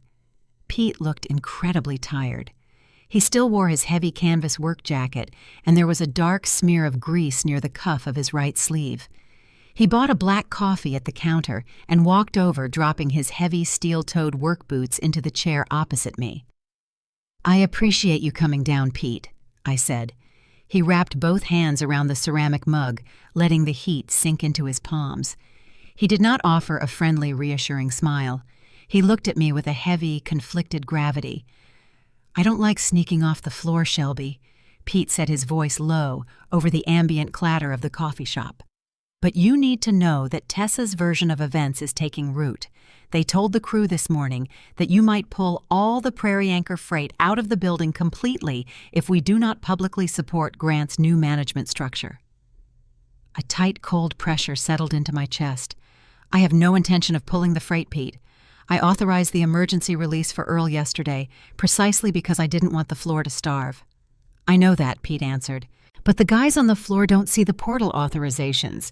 They only see the empty dock doors. Grant stood on a pallet this morning and told them that you are holding the holiday surge hostage over a personal grievance. He said that if you don't sign the continuity statement, he might have to start cutting shifts next week." The sheer calculated cruelty of my brother's strategy was breathtaking. Grant was no longer just targeting my reputation among the church committees and the local suppliers. He was weaponizing the financial security of the hourly workers. He was using the threat of lost wages right before Christmas to turn my own crew against me, forcing them to demand my compliance simply to save their paychecks. "I know he did you wrong," Pete continued, staring down at the dark surface of his coffee. "I know he fired you for running your own business. But if this place shuts down next week, my guys miss rent. We can't afford to be collateral damage in a family fight." "It isn't a family fight, Pete," I said, leaning forward.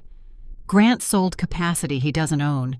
He used my name to promise freight to major customers, and now he is trying to force me to accept responsibility for a disaster he engineered. If I sign that statement, I am legally endorsing his lies." Before Pete could respond, the front door of the coffee shop opened. Marilyn walked in, scanning the tables until she spotted us. She carried a slim, unbranded manila folder under her arm. She wore a tailored wool coat, an old tarnished brass railroad lapel pin fastened to the collar. She walked over and slid into the booth next to me. Marilyn did not bother with small talk. She opened the folder and slid 2 single pieces of paper onto the table. "I reviewed the customer files," Marilyn said, her tone brisk and entirely forensic. "We don't need a massive paper trail. We just need these." I looked down at the documents. The first was a printed copy of the formal promise letter Grant had sent to the major regional suppliers, explicitly assuring them that their holiday capacity was secured because he had fully integrated Prairie Anchor Logistics into the Parker Plains operations. The second document was a single highlighted page pulled from Janice Harlan's standing contract with Flint Hills Farm Supply. It was a specific clause detailing the exact parameters required for emergency freight routing. "These are enough for a room, not a courtroom," Marilyn stated, tapping the promise letter. "If you want to clear your name without dragging the company into a prolonged legal fight, you expose the contradiction in public. You let the customers read his promises while you stand there refusing to fulfill them." Pete frowned, looking between me and Marilyn. "Exposure means panic," Pete warned. "If you prove to the customers that Grant lied to them, they will pull their accounts. If Flint Hills walks the warehouse floor goes dark by Tuesday, you will clear your name, Shelby, but you will cost 30 people their jobs." The moral dilemma pressed down on me like a physical weight. My deep, ingrained sense of responsibility, the same trait my family had exploited for 8 years, reared up. I hated the thought of innocent workers losing their holiday overtime because I refused to rescue my arrogant brother. Grant knew exactly how much I cared about the crew, and he had deliberately placed them between me and the truth.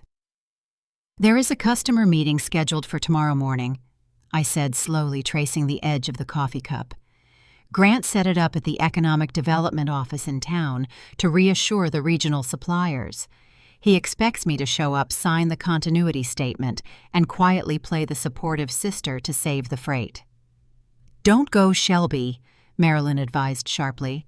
"If you walk into a room he arranged with an agenda he controls, you are validating his premise just by sitting at the table. You let him fail on his own. You protect Prairie Anchor. If I don't go, he will tell Janice and the crew that my absence proves I abandoned them. I countered. I looked at Pete. I will not let him use my name to hold your paychecks hostage. I am going to attend that meeting. I am going to clarify exactly what Prairie Anchor will and will not support, and I will do it in front of the people affected. Marilyn shook her head, clearly disagreeing with the tactic, but she pushed the slim folder toward me anyway. Pete let out a long breath. The tension in his shoulders eased slightly, though the deep exhaustion remained. I will tell the crew you didn't walk out on us, Shelby, Pete promised, standing up from the table. But if you burn his authority to the ground in front of those customers tomorrow, you better have a plan to keep the trucks moving, because exposure doesn't pay the rent. Pete walked out of the coffee shop, the bell chiming a hollow note behind him. I picked up the 2 pieces of paper and slid them back into the manila folder. I had committed myself to walking directly into the trap Grant had set. I was risking my own professional boundaries to shield a warehouse crew from a panic my brother had intentionally manufactured. My phone vibrated on the table. A new email notification appeared on the screen. It was an automated calendar invite forwarded through the primary regional logistics network. I stared at the subject line, the digital text confirming exactly how Grant planned to force my hand in front of the customers. Parker Plains and Shelby Parker Continuity Plan. The Salina Economic Development Office occupied a low, flat-roofed brick building situated just a few dozen yards from the Union Pacific rail spur. Inside the main conference room was a sterile, windowless box designed for municipal zoning hearings and agricultural board meetings. The air smelled of burnt grounds emanating from a large stainless steel coffee urn in the corner. Above us, long tubes of fluorescent lights hummed a steady, irritating pitch, occasionally flickering as a passing freight train vibrated the concrete foundation. It was a neutral location carefully chosen by Grant to project an image of professional stability. He did not want to host this meeting at the warehouse, where the empty dock doors and frustrated truck drivers would contradict his narrative. He wanted a controlled environment. I walked into the room with Marilyn by my side. The long modular tables had been pushed together into a single massive block. Almost everyone was already there. Grant stood at the head of the table. He had traded his usual quarter-zip pullover for a tailored navy blazer and a crisp, open-collared shirt.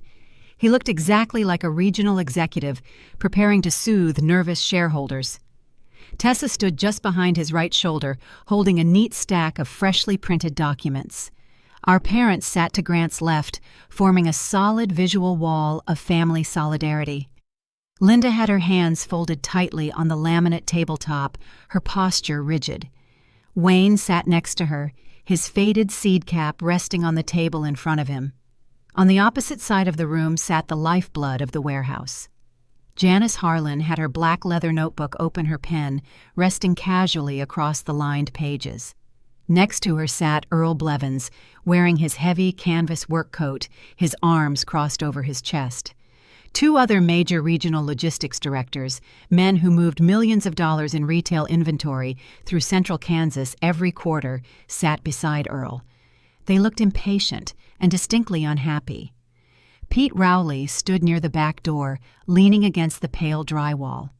He was the only person in the room wearing steel-toed boots and a high-visibility vest. He was there to watch the fate of his crew unfold. There was an empty folding chair positioned directly between my mother and Tessa on the Parker Plains side of the table. They had physically mapped out the room, reserving a spot that would visually trap me within the family unit. I walked over and stood behind the empty chair, resting my hands on the cold metal backrest. I did not sit down. A heavy, grinding rumble echoed through the walls as a line of rail cars rolled past the building outside. Grant waited for the low vibration to fade before he cleared his throat and stepped forward to take the room. I want to thank you all for making the drive into town this morning. Grant began, his voice smooth and carrying a polished, practiced warmth. He made deliberate eye contact with the retail directors, then with Janice, projecting the calm authority of a man entirely in control of his ship. I know the last 48 hours have caused some friction in your routing schedules. We pride ourselves on reliability at Parker Plains, and I want to personally apologize for the brief interruption in our service. He paused, resting his palms flat on the conference table. As you know, managing a growing supply chain requires strict internal alignment. Grant continued, seamlessly shifting from an apology into a calculated corporate deflection. Unfortunately, earlier this week, an external side company unexpectedly interrupted Parker Plane's operations after a personal disagreement. He did not look at me when he said it, but the implication hovered over the table like thick smoke. He was completely rewriting history. He was taking his decision to fire me and framing it as an unwarranted rogue attack initiated by my contracting firm. That operational hiccup temporarily paused our outbound lanes, Grant explained, offering a reassuring, dismissive wave of his hand. But the dust has settled. We have realigned our core focus. We are here today because the family has come together for continuity. Shelby is here in this room with us, and we are moving forward on the same page to ensure your holiday freight lands on schedule. Tessa stepped out from behind Grant's shoulder. She moved swiftly around the large table, dealing the printed documents like a deck of cards. The sharp slide of paper against the laminate surface cut through the quiet room. She placed a single sheet in front of Janice, one in front of Earl, and one in front of each of the retail directors. Finally, she slid a copy across the table, leaving it directly in front of the empty chair where I was standing. It was the continuity statement. The document formally declared that Parker Planes and Prairie Anchor Logistics were operating under a unified management structure directed by Grant. This was always family freight. Grant said, his voice dropping into a register of magnanimous forgiveness. He finally turned his head, offering me a tight, patronizing smile designed entirely for the audience. Shelby just forgot that for a minute, but we are moving past it. The warehouse is open, the routes are secure, and we are ready for your trucks. I looked down at the paper resting on the table. I did not touch it. I shifted my gaze to my parents. I expected the lie from Grant. I expected the eager, aggressive complicity from Tessa. But looking at my father, the betrayal hollowed out my chest. Wayne was staring intently at the scuff marks on the linoleum floor. He refused to lift his head. He knew exactly how many nights I had spent salvaging his son's mistakes. He knew that I had built the routing networks currently keeping his warehouse afloat. Yet he sat there in complete silence, allowing Grant to publicly assassinate my professional character just to save the boy's pride. Linda caught my eye. She tightened her folded hands, her knuckles turning white. She gave me a sharp warning look, a silent, desperate plea to keep my mouth shut, sign the paper, and protect the family image. She was embarrassed, but she was still firmly entrenched on Grant's side. The silence in the room stretched thick and suffocating. The customers were looking at me, waiting for my validation. Grant was watching me, fully believing that the combined weight of the corporate audience and the family pressure would force me to lower my head and sit down in the designated chair. My professional discipline held the line. If I interrupted him, if I raised my voice and called him a liar while he was mid-sentence, I would immediately validate his narrative. I would look emotional, erratic, and defensive. I let him finish his entire speech. I let the false victory hang in the air until the quiet became uncomfortable. I grabbed the top frame of the metal folding chair. I did not slide it gently. I lifted it slightly and dragged it backward, the metal feet scraping with a loud grating screech against the linoleum. The harsh noise caused one of the retail directors to flinch. I walked away from the Parker family side of the table. I carried the chair around the perimeter of the room, passing Pete, who watched me with wide, anxious eyes. I kept walking until I reached the opposite side of the modular block. I set the chair down directly beside Marilyn, positioning myself directly across the table from Janice Harlan. I sat down, folding my hands loosely in my lap. I left the printed continuity statement sitting entirely untouched on the far side of the room. The physical action sent a shockwave through the conference room. I had not said a single word, but the geographical shift was absolute. I was not there as Grant's subordinate. I was not there as the dutiful sister willing to absorb the blame for a family crisis. I was sitting on the side of the table reserved for the independent contractors and the clients. Grant's confident smile faltered, melting into a rigid mask of sudden panic. He stared at the empty space I had just vacated, realizing that his visual illusion of family unity had just been publicly shattered. Tessa took a step backward, her eyes darting toward the retail directors. The executives were no longer looking at Grant. They were looking at the massive, glaring divide in the room. Janice Harlan leaned back in her chair. She looked at the printed continuity statement resting on the table in front of her. She did not pick up a pen. She did not look at Grant or Tessa. Janice turned her head, fixing her calm, uncompromising gaze directly on me. "Before anyone signs anything," Janice said, her voice cutting through the heavy silence of the room, "I want to hear who actually controlled the lanes last Friday." The fluorescent lights hummed a low, steady drone in the quiet conference room.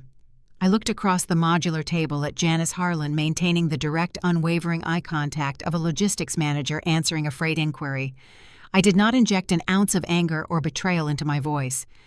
"I controlled the lanes last Friday, Janice," I said, my tone flat and factual. "But I was terminated from Parker Planes before the shipment stopped. The delays occurred because the new management canceled the outbound schedules. More importantly, Prairie Anchor, not Parker Planes, held the carrier relationships for several of your critical lanes. That is why the trucks refused to bump the docks." "This is just semantics," Grant interrupted loudly, leaning forward and planting both hands flat on the table. He forced a tight, dismissive laugh, trying to project the image of a seasoned executive dealing with a minor clerical error. "We are operating under the same umbrella. Prairie Anchor was an internal side project. We simply consolidated the oversight to streamline the holiday push. The capacity is exactly the same." I did not argue with his hollow corporate vocabulary. I reached into Marilyn's slim folder resting on the table beside me. I pulled out a single, printed sheet of paper and slid it across the smooth laminate surface. It stopped directly in front of Janice.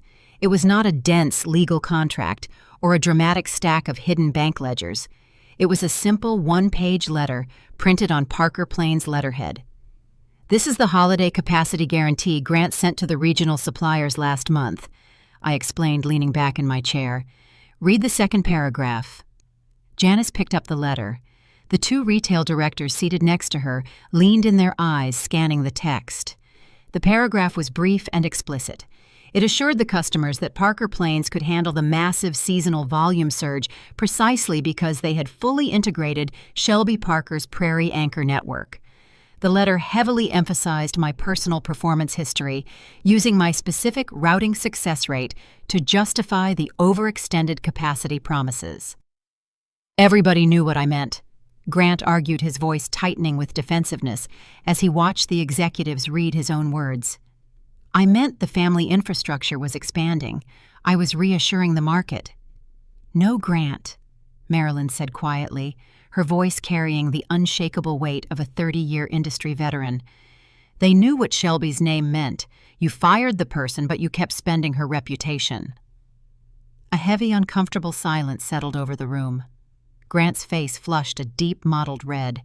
He had expected to trap me in a messy, emotional family argument that he could easily dismiss as a sibling squabble. Instead, he was being dismantled by a single piece of standard office correspondence.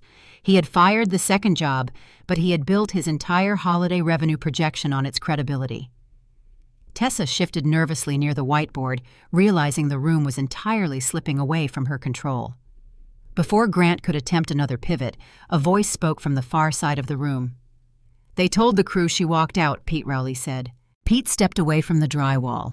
He kept his hands stuffed in the pockets of his high-visibility vest, his posture defensive but resolute. He did not look at Grant or Tessa. He looked directly at the retail directors sitting at the table. "They held a shift meeting yesterday." Pete continued, his voice trembling slightly, before hardening into a steady, blue-collar certainty. "They told us Shelby agreed to take the blame for the stalled trucks so we wouldn't lose our Christmas overtime. They told us she was covering for a mistake." The admission hung in the air, absolute and devastating. Pete had risked his own paycheck to stand in a room full of executives and tell the truth. In doing so, he publicly severed the last remaining thread of worker loyalty to the Parker family management. Grant had lost the customers, and now he had lost the floor. A sharp, ragged sob broke the silence. Linda reached into her purse and pulled out a tissue, pressing it against her mouth. Her shoulders shook as she looked across the table at me, her eyes wide with a mixture of horror and profound embarrassment. "You are making this so ugly, Shelby," my mother cried, her voice muffled against the tissue. "We are your family. Why are you doing this in front of everyone?" The words hit me like a physical blow. She did not condemn the fact that Grant had stolen my credibility, fired me, and then lied to the men and women who broke their backs on the concrete floor to keep the business alive. She was only devastated that the polished, perfect image of the Parker family had been publicly shattered. The exposure was the crime, not the betrayal. "It was ugly when you asked me to carry it quietly, Mom," I answered, the deep historical exhaustion finally bleeding into my voice. I turned my attention back to the regional directors. The truth was out, but the reality of the freight remained. Proving Grant was a liar did not automatically secure the supply chain. If these executives walked out of the room right now, panic would spread. Contracts would be canceled, the warehouse would go dark, and men like Pete would not be able to pay their rent in January. My lifelong habit of over-responsibility, the very trait that had kept me trapped at Parker Plains for 8 years, was screaming at me to fix the disaster. I could not just walk away and let the crew take the fall. "I will not sign the continuity statement," I announced, looking directly at Janice. "I will not accept responsibility for promises I did not make. But I am not going to cancel the emergency routing. I will coordinate the critical loads through Prairie Anchor so the drivers don't lose their holiday miles, and so Pete's crew can keep their shifts." It was a severe moral compromise, and I felt Marilyn tense beside me. By refusing to let the warehouse burn entirely, I was essentially offering Grant a partial unearned reprieve. I was shielding the workers, but the collateral effect meant the Parker Plains facility would temporarily survive the week. The executives at the table shifted uncomfortably. They respected the transparency, but a limited emergency patch was not a sustainable business model for a massive holiday surge. They needed a practical, reliable path forward, not a fractured family negotiation. The pressure in the room intensified as the clients realized the foundation of their distribution network was completely unstable. Grant saw my hesitation and immediately miscalculated the situation. He mistook my concern for the workers as a weakness he could exploit. "You see," Grant said, turning quickly to the retail directors, forcing a hollow, desperate smile. "We are working it out. She is still going to handle the routing. It is just a transition period. We just need to finalize the paperwork." Janice Harlan did not return his smile. She closed her battered leather notebook and rested her hands on top of it. She had heard enough. "When we drafted the holiday contracts last spring," Janice stated, her voice carrying the absolute uncompromising authority of a major buyer, "we included specific language for this exact concern. We required a guarantee that the person actually controlling the freight remained involved in the operation." Grant blinked, the desperate smile freezing on his face. He looked at the printed continuity statements resting uselessly on the table, entirely confused by the sudden shift in the conversation. Janice opened her folder and pulled out a separate highlighted document. "Then we need to discuss the key person clause Grant signed last spring," Janice said. Janice adjusted her reading glasses, tracing a manicured finger down the highlighted paragraph of the commercial contract. The air in the conference room seemed to thin out, the low hum of the fluorescent lights suddenly sounding very loud. "This is standard key person and approved site language for our high-volume seasonal accounts," Janice stated, her voice projecting clearly across the modular table. She did not look at Grant. She simply read the text.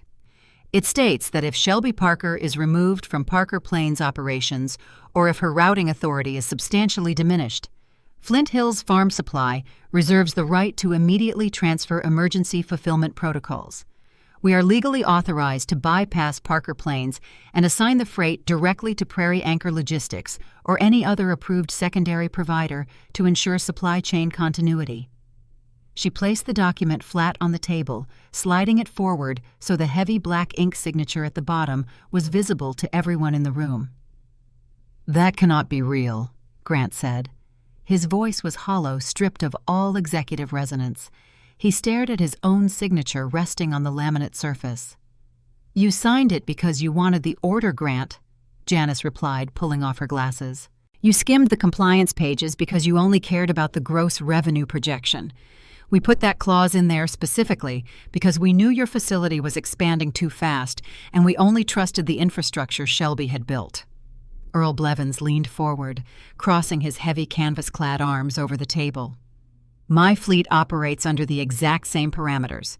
My insurance riders are tied to Prairie Anchor. If the customer transfers the fulfillment rights to Shelby, my drivers will pull the freight under her authority. We are not bumping a dock controlled by someone who doesn't know how to clear a bill of lading." One of the other retail directors, a man who had remained silent for the entire meeting, shifted in his chair. "We have similar contingency language in our vendor agreement. If the primary site fails, we follow the logistics manager." The reality of the situation crashed down upon the Parker family side of the table with the devastating weight of a derailed freight train.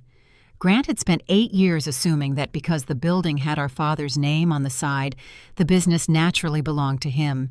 He believed he was the irreplaceable center of the operation.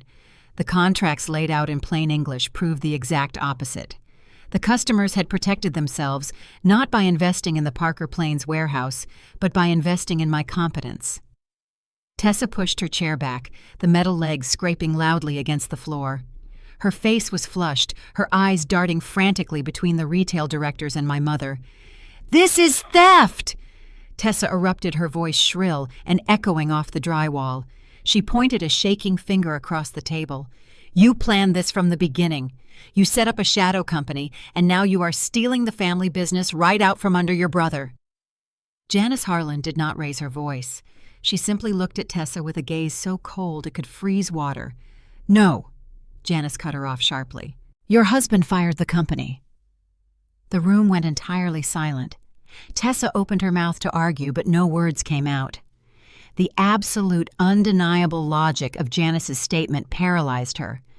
Grant had deliberately terminated my employment. He had confiscated my keys and escorted me off the property. He had triggered the exact contractual mechanism that was currently dismantling his holiday revenue. He had literally signed the paperwork authorizing his own downfall, and then he executed the very action required to set it in motion. I sat quietly beside Marilyn, the printed promise letter, and the useless continuity statements resting on the table between the divided factions. The public reversal I had unknowingly secured months ago was fully active. The customers had officially shifted the control of the freight away from the favored son and handed it directly to the scapegoated daughter. I looked at the executives waiting for my response. The power in the room rested entirely in my hands, but I knew I had to wield it carefully. If I accepted the transfer recklessly, I would inherit the chaos of Grant's false promises. "I will accept the emergency transfer for the holiday fulfillment only," I announced, keeping my tone strictly professional. I looked directly at Janice. "I will manage the critical loads covered by the key person clause. However, I will not take responsibility for the excess capacity Grant promised without authorization. I cannot invent dock space that does not exist. I should have officially corrected the customer record the minute I was terminated, and I apologize for that delay. But I will not absorb the liability for freight that Parker Plains can never physically process." The admission of my own slight hesitation did not weaken my position. The executives nodded, respecting the transparency. They preferred a logistics manager who admitted hard realities over a warehouse director who sold pleasant fantasies. Furthermore, I added, turning my gaze toward Grant. He looked physically ill. The blood drained entirely from his face. "I can only manage this surge if Parker Plains agrees to allow my crew temporary access to the loading docks. Prairie Anchor will direct the floor, but we need the physical bays to move the goods. If you lock us out, the freight dies in the yard and you answer to the breach of contract." Grant stared at me, his eyes wide and vacant. The choice before him was agonizingly clear. He could refuse the dock access clinging to his pride and watch his entire business collapse under the weight of canceled contracts and furious suppliers. Or he could open his doors, surrender operational authority, and watch his sister successfully manage the exact crisis he had created right in front of his own employees. His public business identity was completely annihilated, either way. I looked past Grant, my eyes settling on our father. Wayne was sitting perfectly still. He was twisting his faded seed cap slowly between his hands, the rough fabric catching against his calluses. He looked up, his gaze meeting mine. The unwavering patriarchal confidence that had defined him for 30 years was gone.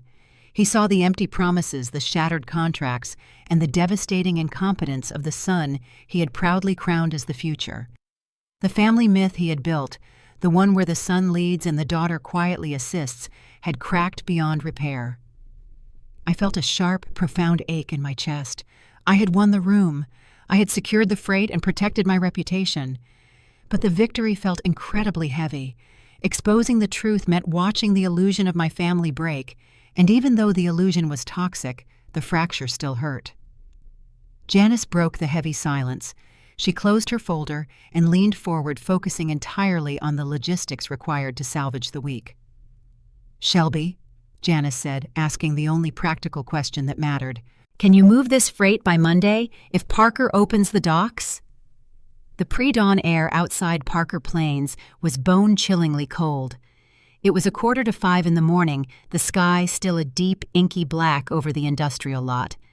The gravel crunched loudly beneath the tires of my truck as I pulled up to the main gate. Marilyn sat in the passenger seat nursing a thermos of coffee, her eyes scanning the silhouettes of the idling tractor trailers lined up along the access road. Pete Rowley was already there. He stood near the heavy steel chain-link gate, his breath pluming in the frost. He unlocked the heavy padlock and pushed the gate wide open. I parked the truck and stepped out into the freezing wind.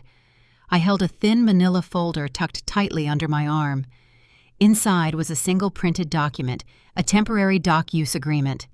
Grant had signed it late the previous night, his signature rushed and aggressive.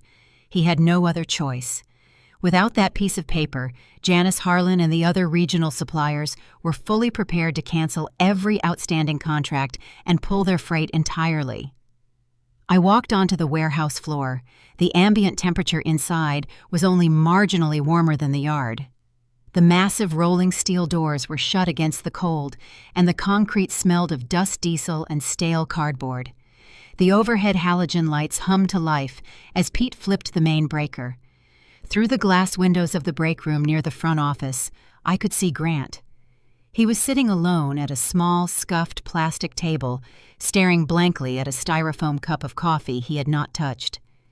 He looked small, stripped of the tailored blazer and the booming confidence he had wielded just 24 hours earlier.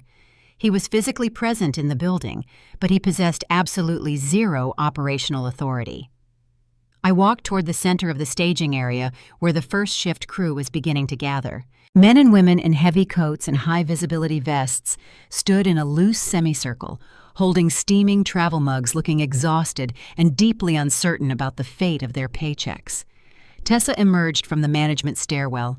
She did not step fully onto the floor. She hovered near the bottom step, her arms crossed tightly over her chest, glaring at me. The aluminum clipboard was nowhere in sight. "You are making me look useless in front of the crew," Tessa muttered, her voice carrying a sharp, bitter edge over the hum of the lights.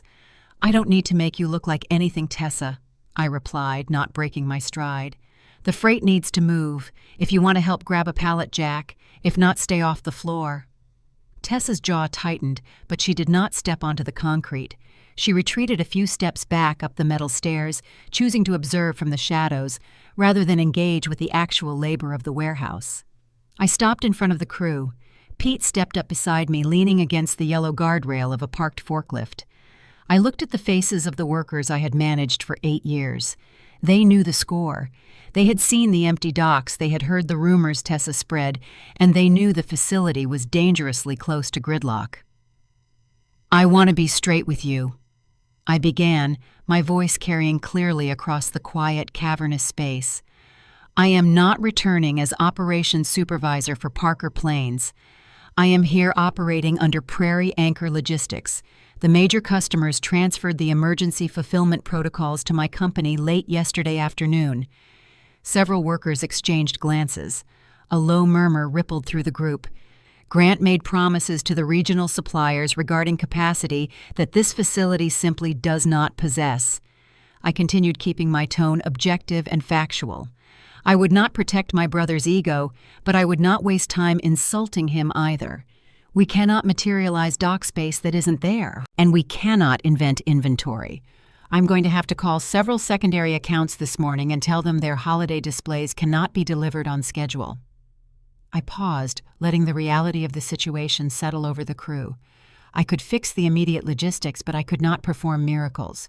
My honesty was the sharpest possible contrast to the hollow, arrogant guarantees Grant had peddled. "But if you work this surge under Prairie Anchor," I said, meeting their eyes directly, "you get clear instructions and honest hours. Nobody has to pretend Grant's promises were real. We will triage the critical loads. We will prioritize the temperature-sensitive freight, and we will get the feed supplements moving to Flint Hills. It is going to be a brutal week, but your paychecks are secure." I stopped talking. I did not demand their loyalty, and I did not ask for a vote. I simply offered them a choice between reality and a polished lie. The workers looked at Pete. They respected him. He was the barometer for the floor. Pete did not hesitate. He gave a single firm nod. Then one by one the rest of the crew stepped forward. They pulled their heavy leather work gloves from their pockets. They moved toward the charging stations, unhooking the electric pallet jacks and firing up the propane forklifts. The transition was seamless, quiet, and profoundly defining. They were not following the name painted on the side of the building. They were following the person who actually understood the work. I felt a sudden heavy ache in my throat. For 8 years I had accepted my family's narrative that I was merely a subordinate, a quiet assistant operating in the background of Grant's inevitable success. Watching the crew mobilize under my direction, ignoring the man sitting in the break room and the woman glaring from the stairs, I realized they had chosen me long before my family ever admitted my value. I turned my focus immediately to the logistics. I pulled the master routing schedule from my folder and began the triage. "Pete, reroute the Kansas City inbound loads," I instructed, my voice sharp and clear, over the sudden roar of an engine starting. "Tell dispatch to bump them to the secondary staging lot. We need door 2 open immediately to salvage the partial heater allocations for the Prairie Chapel Co-op." "On it," Pete confirmed, already moving toward the loading bay. I spent the next 3 hours dissecting the backlog. It was an exercise in brutal, efficient compromises. We substituted feed supplements where we could, pulling inventory from mixed pallets to fulfill the critical agricultural contracts. I spent an hour on the phone with angry store managers, delivering the difficult news that their non-essential holiday displays would not arrive until the following week. They yelled, they threatened, but they ultimately accepted the delays because I told them the truth. By 8 o'clock, the warehouse was functioning. The rolling steel doors were up. The sharp winter sunlight angled across the concrete floor, illuminating the dust kicked up by the rapid movement of the crew. Trucks were bumping the docks, unloading and pulling out in a steady, unbroken rhythm. Grant stepped out of the break room. He stood near the edge of the staging area, his hands stuffed into the pockets of his jacket. He watched the massive, coordinated effort unfolding around him. The facility was operating at maximum capacity, but Parker Plains was functioning merely as a temporary piece of leased real estate. The business itself had fundamentally shifted. I stood near the dispatch podium reviewing the outbound manifests. Pete walked up, wiping a streak of grease from his forehead with the back of his sleeve. "The Flint Hills load is secured," Pete reported. He held out the morning dock sheet filled with my routing instructions and his signature confirmations. I took the sheet quickly, scanning the pallet counts. "Good work, Pete. Tell the drivers they are clear for departure." I glanced up. Grant was watching the exchange. He stared at Pete, handing me the paperwork. He watched the forklifts dart past him without slowing down. He listened to the steady, unbothered rhythm of a crew executing a flawless cross-dock sequence. Grant stood in the middle of the warehouse that bore his family name, surrounded by his own employees, and realized that not a single person had asked him where the freight was supposed to go. The frantic rhythm of the holiday surge eventually burned itself out. The final week of December arrived, bringing a sharp drop in regional freight volume and a profound, echoing quiet to the warehouse floor. I stood on the concrete loading dock late on a Thursday afternoon. The rolling steel doors were up, letting the fading winter sunlight cast long, stark shadows across the black tire marks that scarred the floor. Outside, the rusted metal of the old Parker Plains sign rattled against the brick facade, its painted lettering visibly flaking away in the wind. Tessa was gone. She had stopped coming to the warehouse entirely after the crew spent 3 days completely ignoring her instructions. The aluminum clipboard sat abandoned on a filing cabinet in the upstairs office. I was reviewing the final outbound manifest when I heard the heavy scrape of boots on concrete. I turned. Grant, Wayne, and Linda were walking across the empty staging area toward me. They moved slowly, lacking the aggressive, unified momentum they had projected at the Sunday dinner. Grant stopped a few feet away. He attempted a casual, reconciliatory posture, shoving his hands into his pockets. "The yard looks clear, Shelby," Grant said, his voice attempting a forced conversational warmth. "We survived the push. I was thinking now that the dust has settled, we can start fresh. We can merge Prairie Anchor back into Parker Plains as a formal family partnership. We consolidate the accounts, announce a joint operating structure, and move into the new year united." He did not offer an apology for the firing. He did not acknowledge the smear campaign or the forged promises. He simply proposed a business merger that would allow him to instantly reclaim my credibility, to repair his shattered reputation. He wanted my name back on his letterhead. "The family has suffered enough through this," Linda added quickly, her voice carrying a fragile, weary edge. She clutched the lapels of her coat. "Let's just put the paperwork behind us and heal. We need to be a family again." I looked at my mother. She still believed that sweeping the damage under the rug was the same thing as cleaning it up. She wanted the comfort of family peace without the difficult, uncomfortable requirement of accountability. "There is no merger, Grant," I stated, my voice echoing slightly in the vast empty warehouse. "Prairie Anchor will not operate under the Parker Plains umbrella. I will not authorize a public partnership, and you do not have permission to use my company's branding on your promotional materials." Grant's forced smile vanished. The reality of his reduced status hit him. He was losing his grip on the only lifeline that could keep his business relevant in the regional market.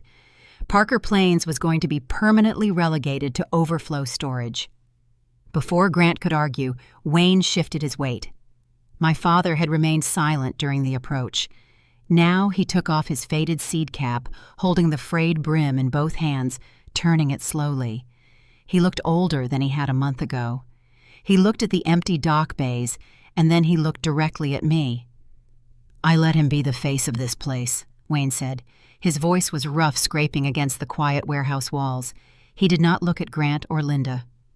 "I let him take the credit because I thought sons were supposed to inherit things. I thought daughters helped them succeed." The admission stopped the breath in my chest.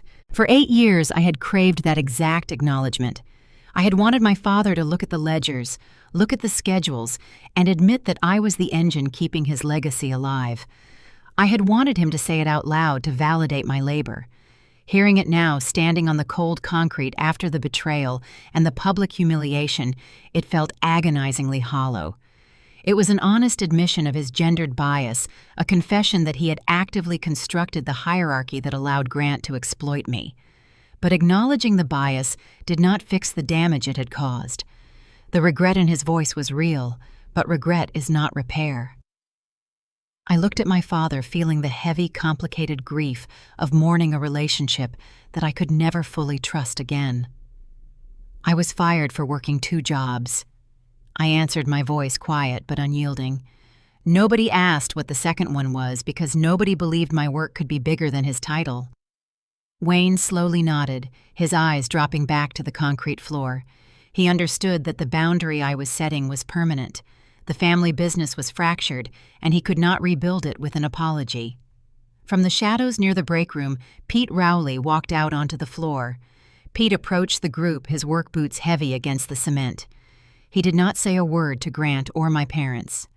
He stopped in front of me and reached into the deep pocket of his canvas coat. He pulled out the bulky 2-way freight radio. It was the exact radio I had unclipped from my belt and left on the oak desk the morning I was terminated. "I went into the office and took this off his desk after you left the yard that first day," Pete said, handing the heavy plastic unit to me. "I figured you were the only one who actually knew how to use it." I took the radio. I felt the familiar weight of the plastic casing against my palm. I did not ask for my keys back. I did not want access to the building.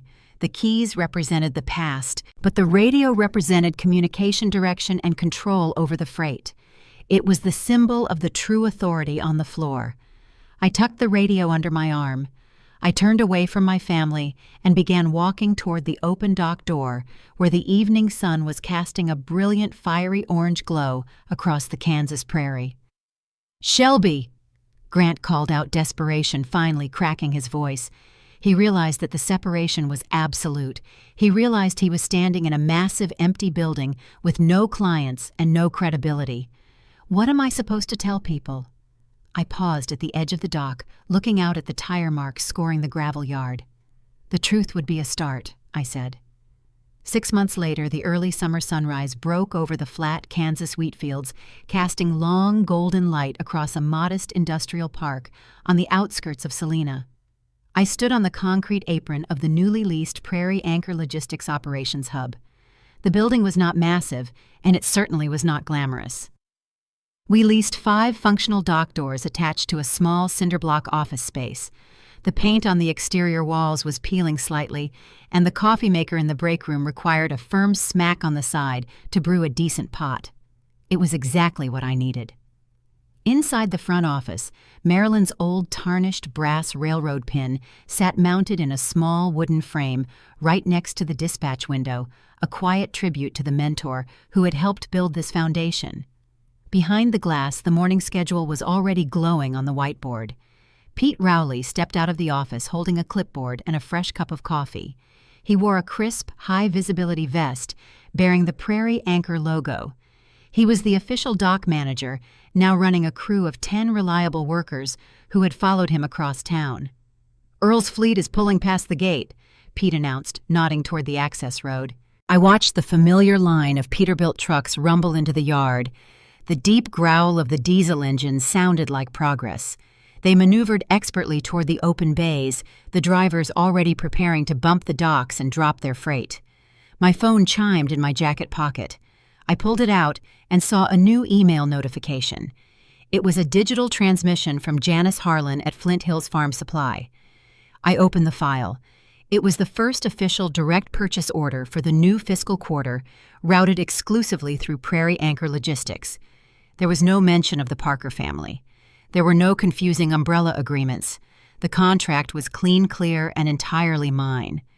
I set my gas station coffee cup on the edge of the dispatch desk, right next to the bulky two-way freight radio Pete had saved for me. Down across town, Parker Plains warehousing still existed. The massive building with my father's name on the side had not collapsed into total bankruptcy, but its function in the regional supply chain was permanently reduced. Grant's facility operated strictly as an overflow storage site, housing low-priority, slow-moving inventory that didn't require precise logistical coordination. The major retail clients and regional suppliers had permanently severed their active shipping contracts with him. Tessa had quietly taken a job outside the family business, working as an administrative assistant at a local insurance firm. Grant no longer appeared at the county business breakfasts or the regional economic summits as the favored son who controlled the central Kansas roads. He spent his days managing the quiet, dusty aisles of a half-empty warehouse entirely stripped of the prestige he had tried so desperately to protect. My phone vibrated against the desk. I glanced at the caller ID. It was Wayne. I let it ring for a moment, watching the screen light up. The heavy, conditioned urge to answer immediately to fall back into the role of the dutiful, subordinate daughter managing his anxieties still pulled at my chest.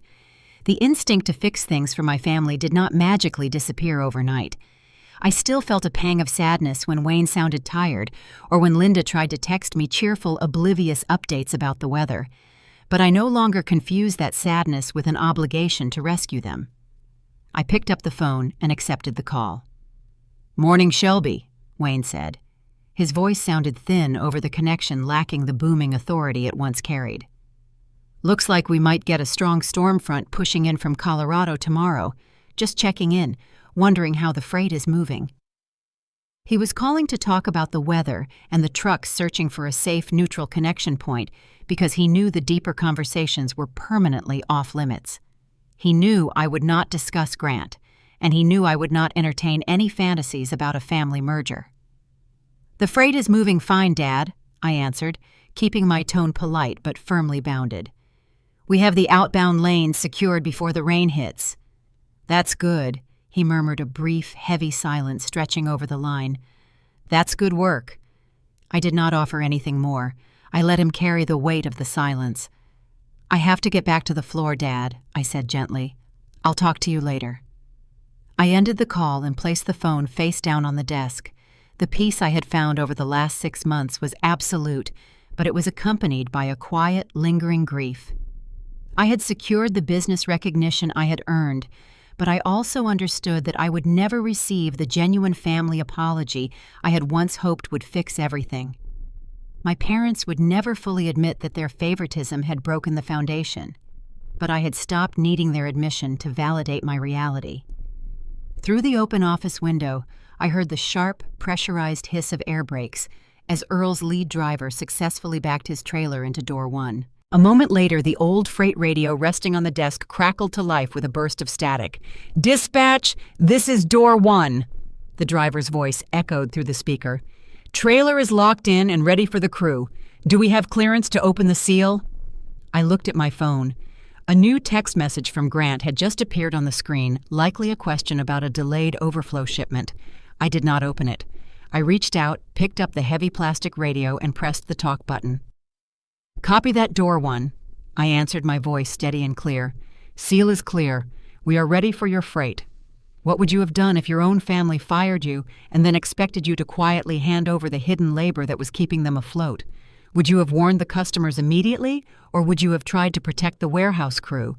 Let me know in the comments below, and please tell me where you are listening from today. Thank you so much for spending your time with me, and remember to protect the work that carries your name."